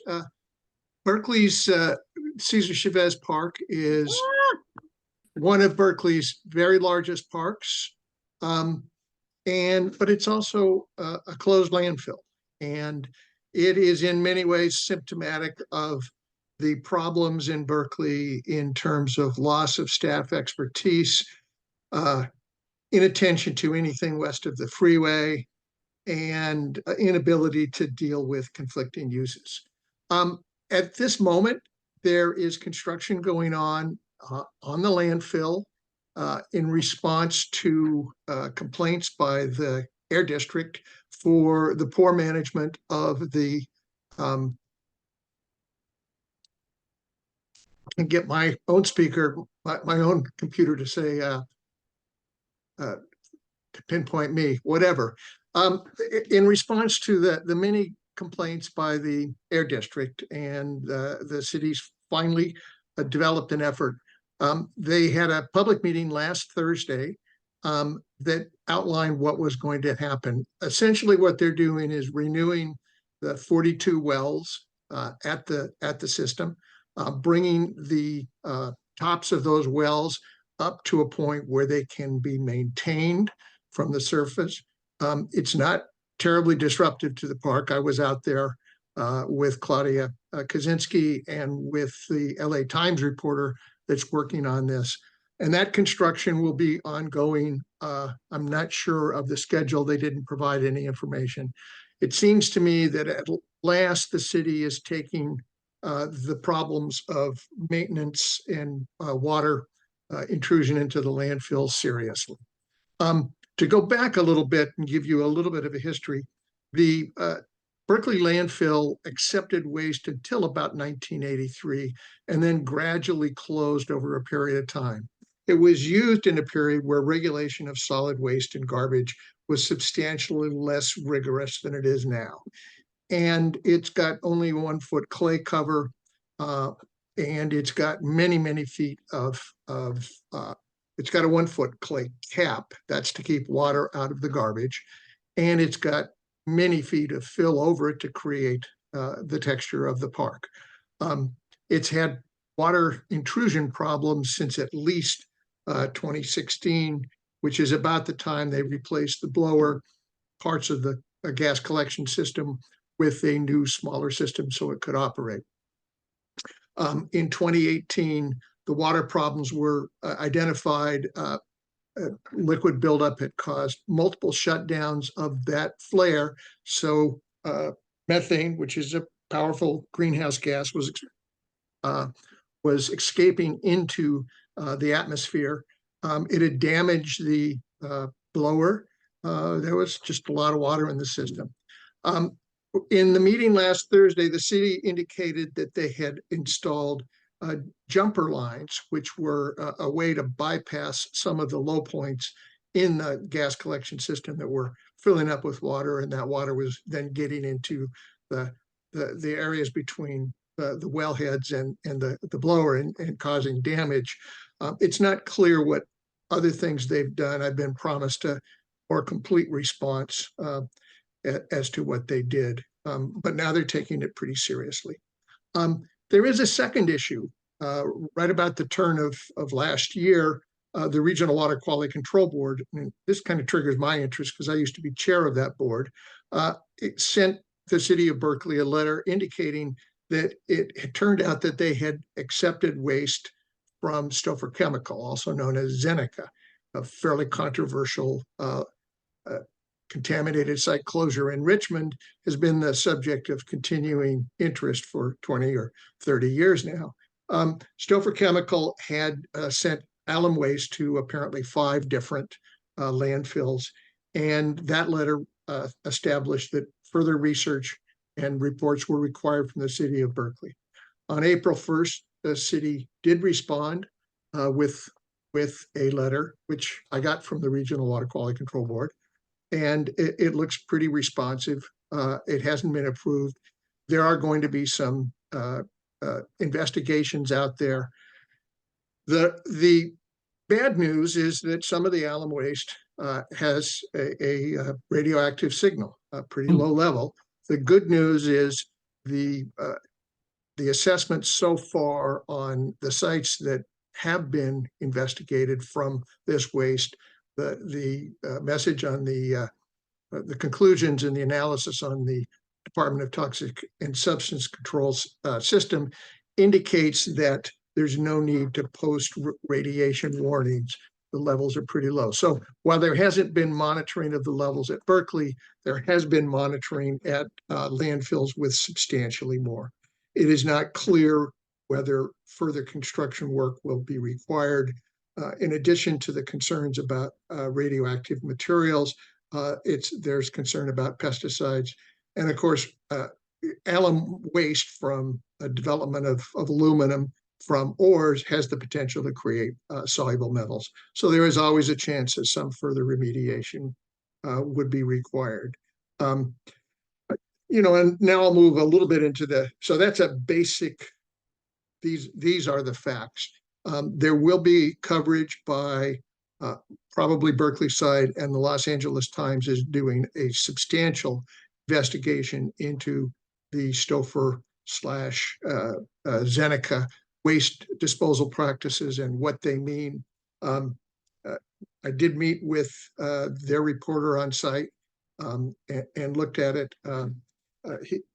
He's done his homework. He was a very impressive guy in terms of doing the investigations. He certainly knew more about this than I did.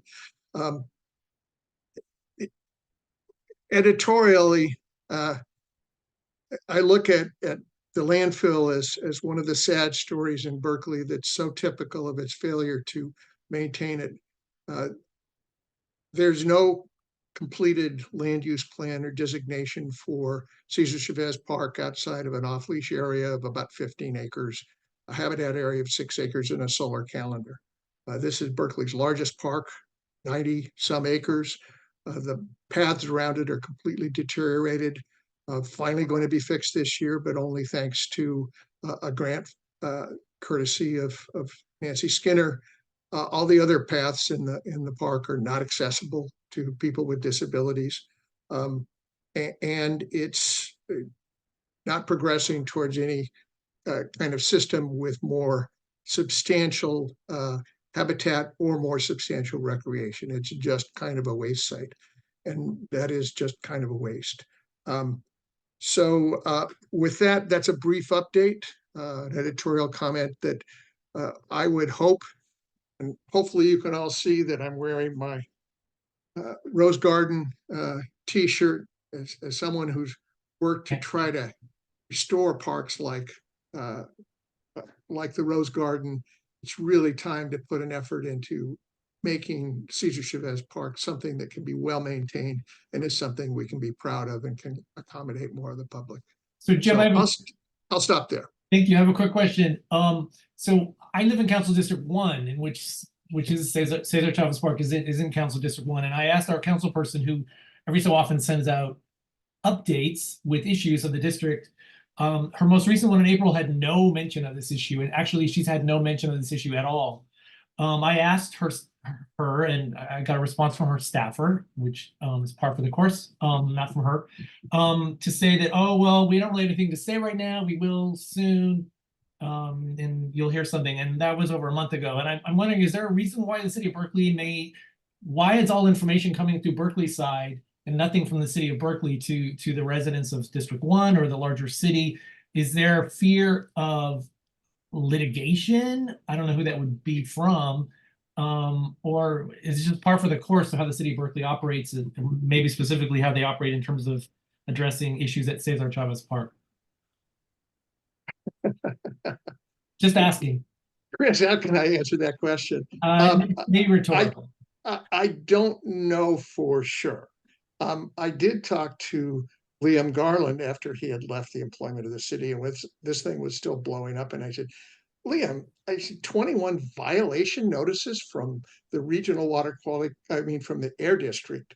And they send a belligerent lawyer to the district to say you don't really need to do anything.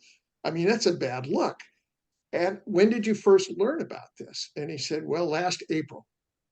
At that point, they had accumulated perhaps 19 of the 21 notices of violation.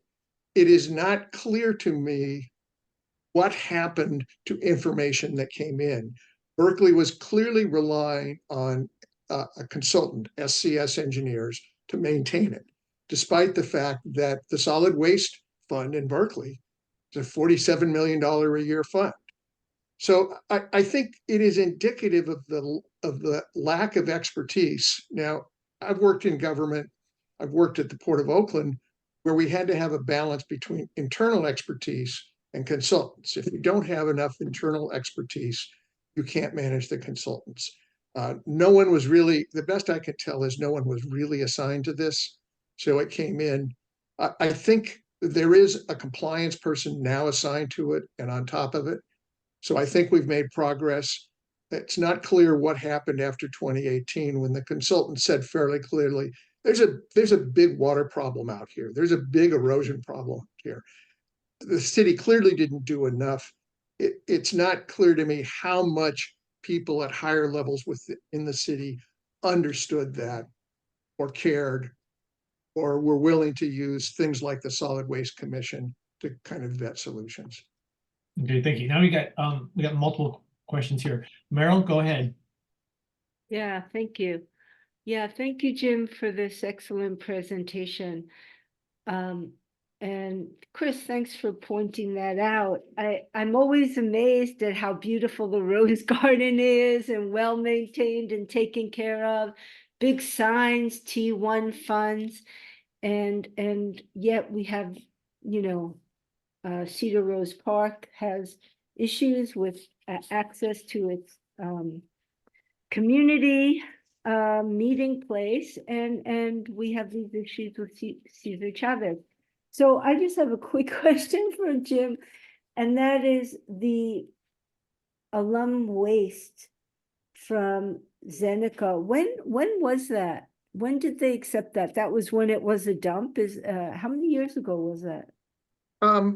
So they stopped accepting anything but clean waste in 1985. So it was all prior to 1985. Thank you. Okay, Virginia.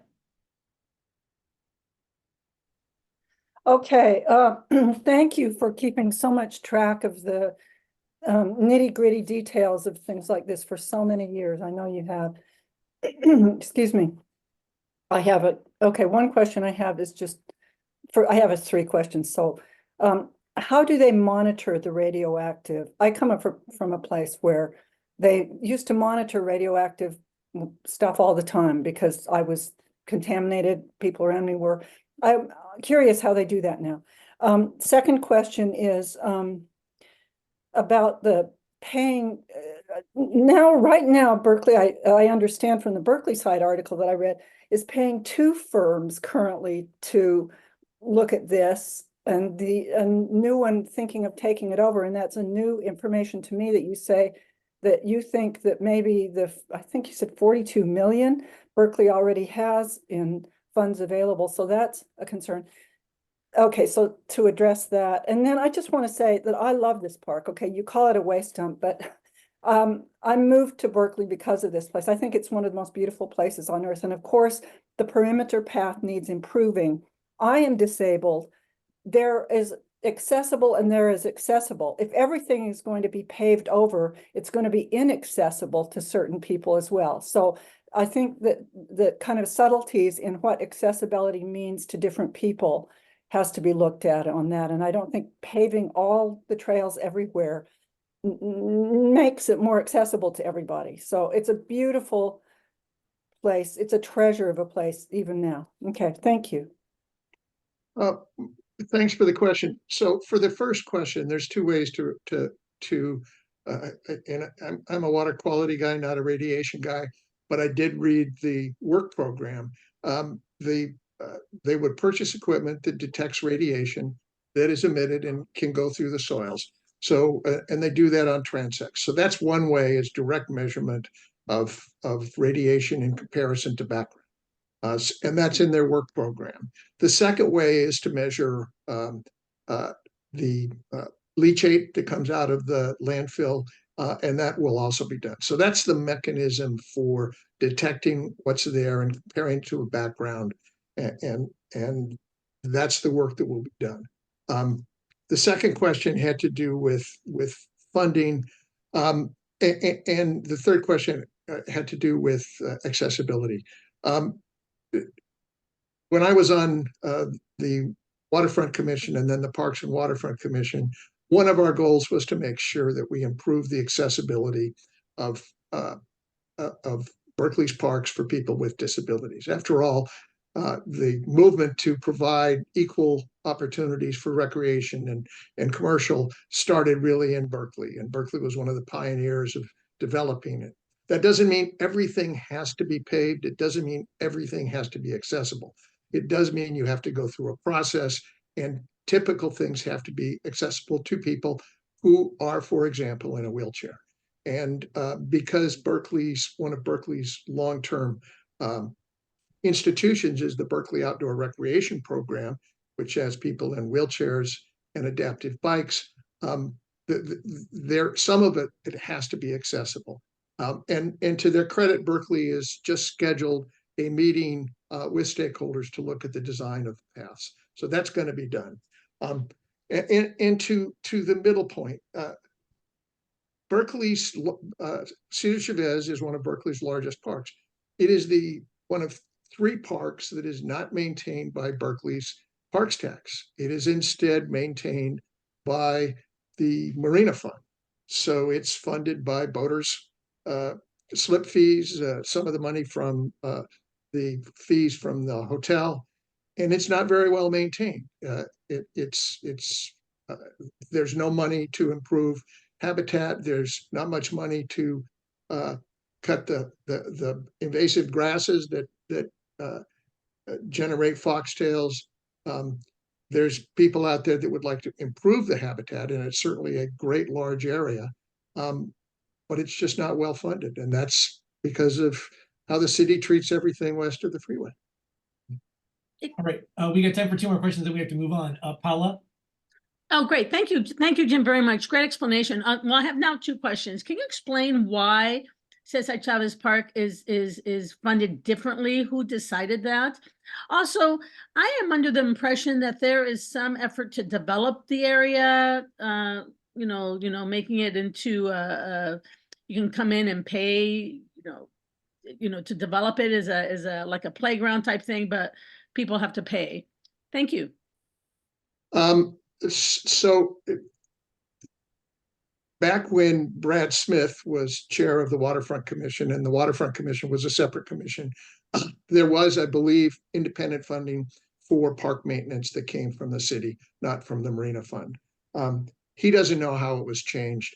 I have dug into city finances. It is really hard to figure out how they're funding things. Neither in the budget nor in the comprehensive annual roll-up of actual expenses can you find things at a granular level that tell you what's actually being spent, much less the policy decisions were made. Certainly, the current city manager has insisted that the park be that the whole waterfront be self-sustaining.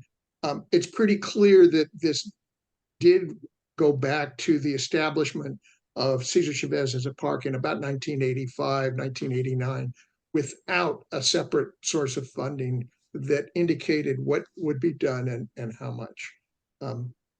Did I answer your question?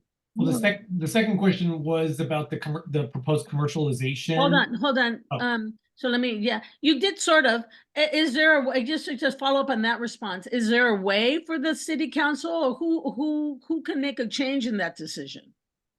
And to see how the park is funded? Is it through the city managers, the city council? I think it's the city council. I would love to see this an election issue for the fall elections.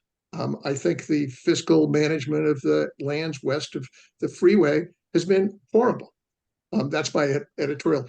As far as the plan, as I mentioned, there is no overall land use plan for Cesar Chavez Park. There was a pitched battle between habitat preservationists and dog walkers back when planning process was done. The council designated an off-leash area and left the rest of it undesignated. The initial efforts of the waterfront planning effort proposed to include updating and establishing a plan for Cesar Chavez Park. That's been dropped. There was several proposals to use it for revenue generation and intensive. They became very controversial and the staff and the council dropped completing a plan like a hot potato. Wow, okay. We really need to move on. Tony, do you have a really quick question for Jim?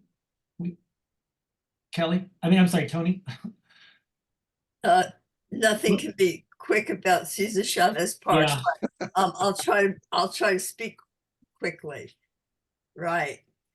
Before John Mann, who is a former waterfront manager, left to retire, he gave me, when I was then a Parks Commissioner, a private tutorial on the budgeting for the waterfront.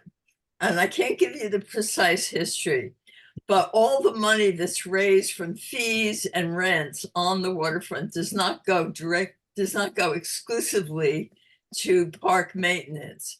A good deal of it goes to staff salaries, which are not entirely funded by the general fund, but actually by this supposedly enterprise area.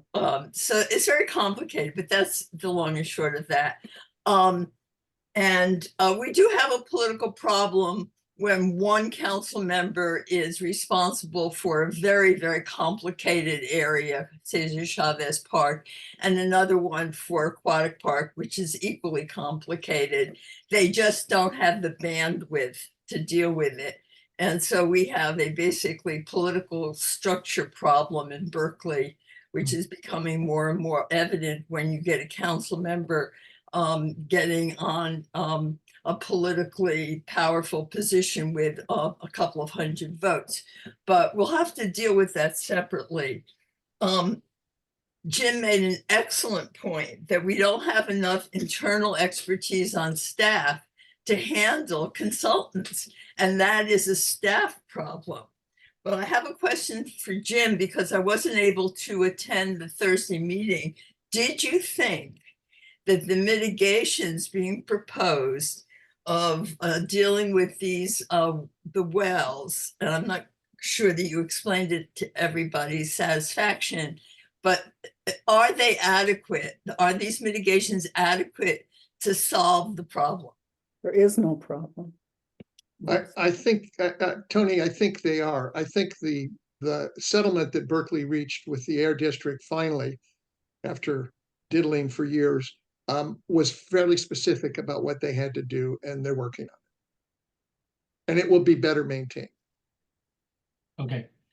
We're running into Meryl's time, and I see both Kelly and Shirley still have questions.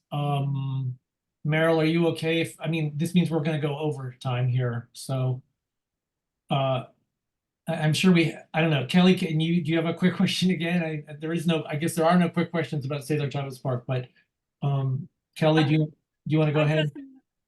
Just a quick response. At the Budget and Finance Committee, they have the ability to change the financing through City Council of the park, but having the Marina Fund at a loss justifies development and the ferry and the pier and all that other stuff. So that's what's going on. Okay. Shirley, do you want to wrap up? Do you have a question for Jim or a comment? I don't really, can you hear me? Yes. I don't really have a question. I do have a short statement. And that it's my understanding that the hotel tax from the hotel there goes into the general fund of the city. That's a council decision. And that needs to be re-examined, because the idea with the new marina specific plan was that further monetary projects would be developed on the waterfront. Citizens for East Shore Parks is opposed to that. There is money that could be used to interest the Regional Parks District in including the park in their regional parks, so that there is indeed a regional park that stretches from Oakland to Crockett for the use of the general public, and I think that we should schedule a presentation by Citizens for East Shore Parks to discuss the advantages of that, rather than leaving it all entirely in city hands. Yeah, that is a good point. I mean, I don't know if I'm the only one, but I'm still confused why this isn't all part of Sylvia McLaughlin State Park rather than still being owned and managed by the city of Berkeley. It seems like, and so I don't know, maybe there's a quick answer for that, or maybe again, this is the political Berkeley problem. But Jim, do you? Well, Chris, let me, first of all, the reason that it's not there is because it's still a landfill that requires maintenance. And the East Bay Regional Park District and the state are not willing to accept that. Okay. Particularly when the costs are not well documented. Just to put a point on Shirley's comment, she's correct. The DoubleTree Hotel generates, I think it's about 2.1 million a year in lease, which goes into the Marina Fund, and in a good year up to 4.5 million in the transitory overnight tax, which goes to the city. So there's enough money to do a better job. It's not clear how much it costs to actually maintain the services to the hotel. And no one wants to really look at that because that's $4.5 million of gravy that the city manager relies on. Well, Jim, I do think though that it is worthwhile because the sites that Zeneca site, for example, in Richmond, the Point Melati site, they are all connected and they need to be into one massive state park along our shoreline that is protected. And the fact that it once was a landfill is not that important in terms of the ownership and what we can do, because we need that that East Shore Park, Regional Park, not only for the protection of the mental and physical health of the individuals along the area that live there, but also because it is important to the quality of the water in the bay.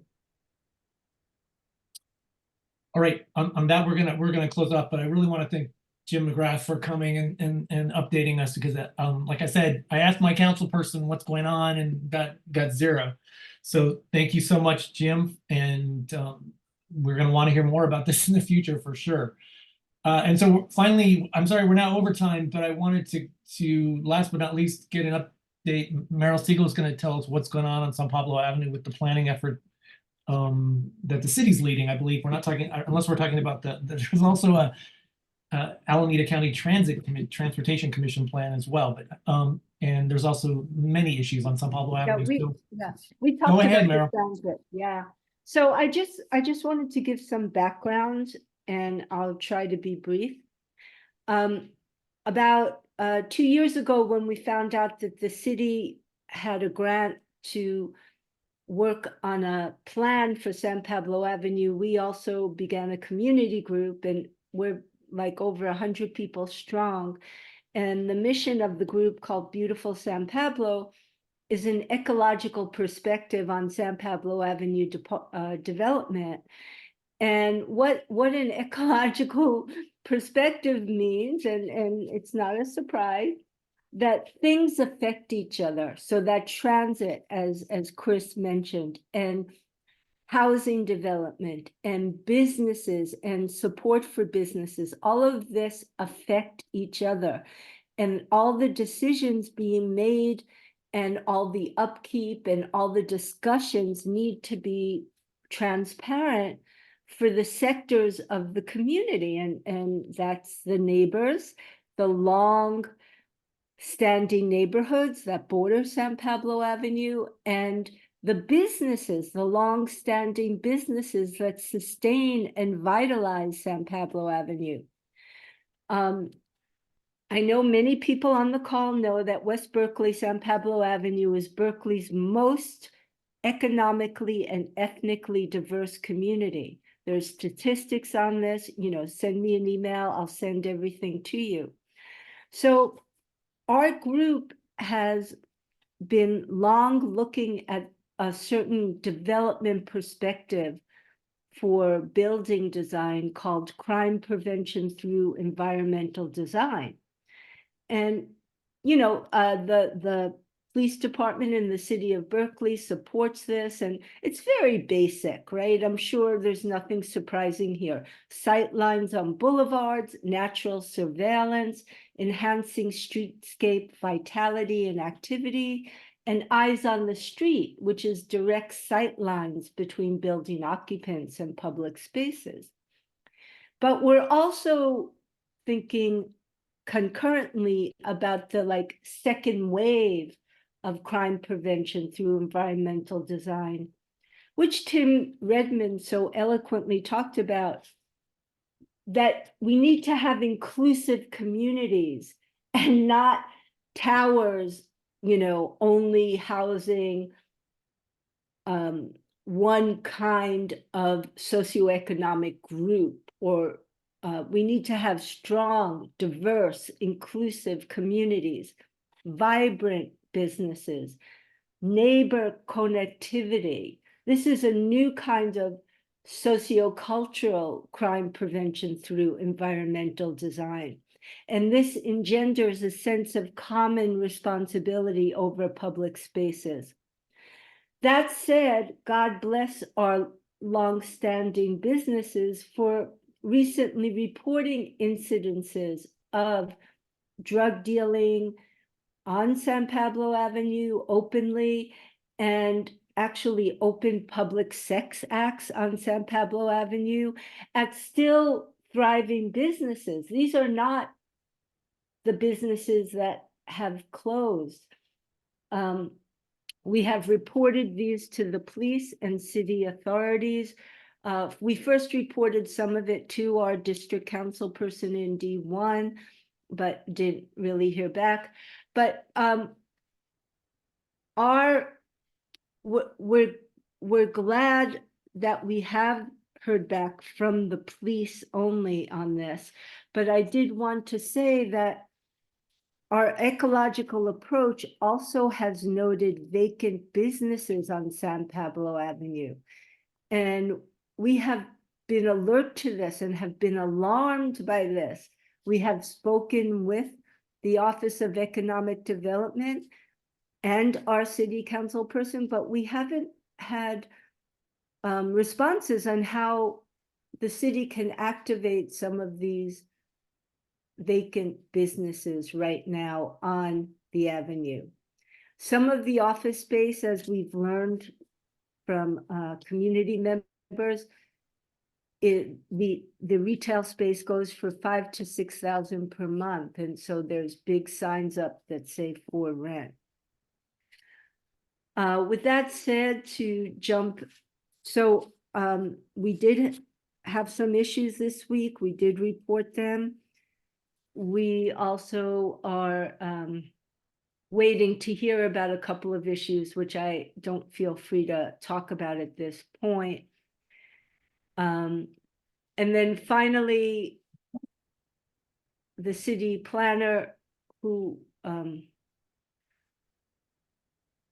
we invited to come to a BNC meeting recently, has issued 2 sentences to us, which is, we are currently working on the community assessment report that will be published on our website by the end of June. This report will be a cumulative report highlighting key existing conditions and issues and reporting on all various forms of outreach that have been conducted. So that is the update. If anybody wants to has any questions, I could answer them and speak more about what's going on. Yeah, we kind of got to wrap up now because we're way over time. Does Shirley have a question? Shirley, do you still have a question? Is your hand just up? Oh, no, thank you. Okay. I'm sorry. I do have Okay, a Paula, question. you have a question? Go ahead. I do have a question, or maybe a comment too. This is very common that there are a lot of businesses that are empty. It's happening all over the district. We've seen it a lot in District 4, which is downtown. And it is, these empty storefronts are because also the business owners of the buildings, want to make sure that they're going to get a lot of money. And so that's one of the issues. So it's something good to support if somehow we can get a vacancy business tax. because this is crazy just how many empty units are around the city. And so any thoughts about that? Has your group talked about a vacancy tax on businesses? Mary? We have thought about a vacancy tax, but we have also hoped against hope that there would be an entity within the city of Berkeley. I don't know where it would be within the city that could actually reach out to businesses and be like, you know, how are things going? What can we do to support you? To me, that's not ridiculous in a city the size of Berkeley, and also in a city that I think is experiencing a lot of our stores leaving us. And with all due respect, if you go to downtown San Rafael, or if you go to the Elmwood, I mean, different districts in Berkeley are responding differently. I think downtown is a special issue because of all the development there. It's wiped out a lot of the vitality of downtown. But right now, I think Berkeley is special. Berkeley is different. And I really would like to see a little bit more emphasis citywide on how we can support businesses. And a lot of it, you know, seems to be up to individual businesses to reach out. And it's been our experience that many of the business owners, you know, don't have the time, or maybe are immigrants, and that's another thing. And we've asked for different languages, different city information to be in different languages as well. So it's complicated, Paula, but I appreciate your comment a lot. And a vacancy tax might be one policy decision for sure.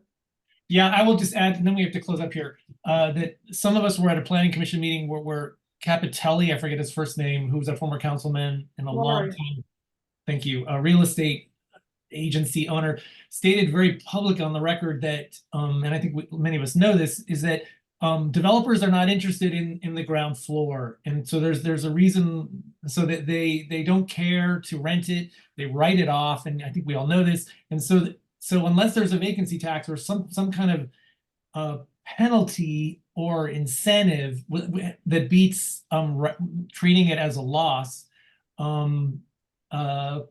there's nothing to force them to. And so the problem is as we're seeing the city of Berkeley under the state laws is allowing existing buildings with existing commercial tenants to be torn down. We may or may not get those tenants back, and then the developers have no interest in renting renting those units. So they stay empty and they write them off, and the developers are quite fine. So there's really the city of Berkeley issue that city of Berkeley has to step into and handle.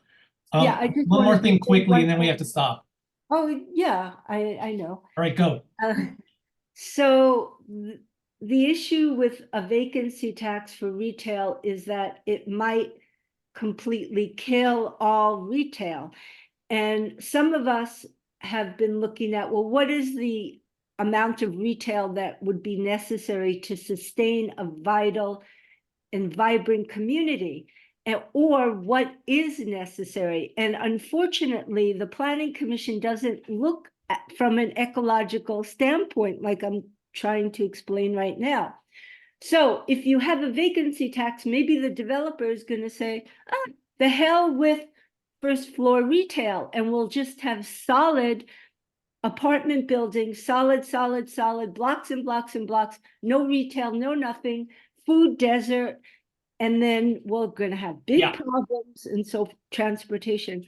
So I really think we need the D1, D2 council people to meet with the community in a non-gaslighting, open and constructive way to work these things out and then bring it to policy. We do have policy experts on our city council, and I'm respectful of that. respectful of that. Thanks so much, everybody. Thank you. Good conversation, and there's a lot more to be said on this that we can't do today. And so we're way over time, and normally there's announcements. I didn't see anybody with a hand raised for an announcement, so I think we're just going to close up unless I see some hand go up. The D4 election day, if anybody's in D4, is May 28th. So please remember to vote for your new council person. BNCs, we had an election form a couple weeks ago. The recording is on our website in case you need to still deciding who you want to vote for. And the final note is our next meeting is June 8th, 2024. Please be there for another scintillating conversation with your community. And thank you all for staying with us and keeping with us. And with that, I think we're going to close out finally for today. But thanks everybody, speakers and participants. Thank you all. I would request that the executive committee remain Yes. briefly. Yes, we can all do that. But I'm going to stop the recording now, and we're going to thank everybody, and we're going to close the meeting. Thank you.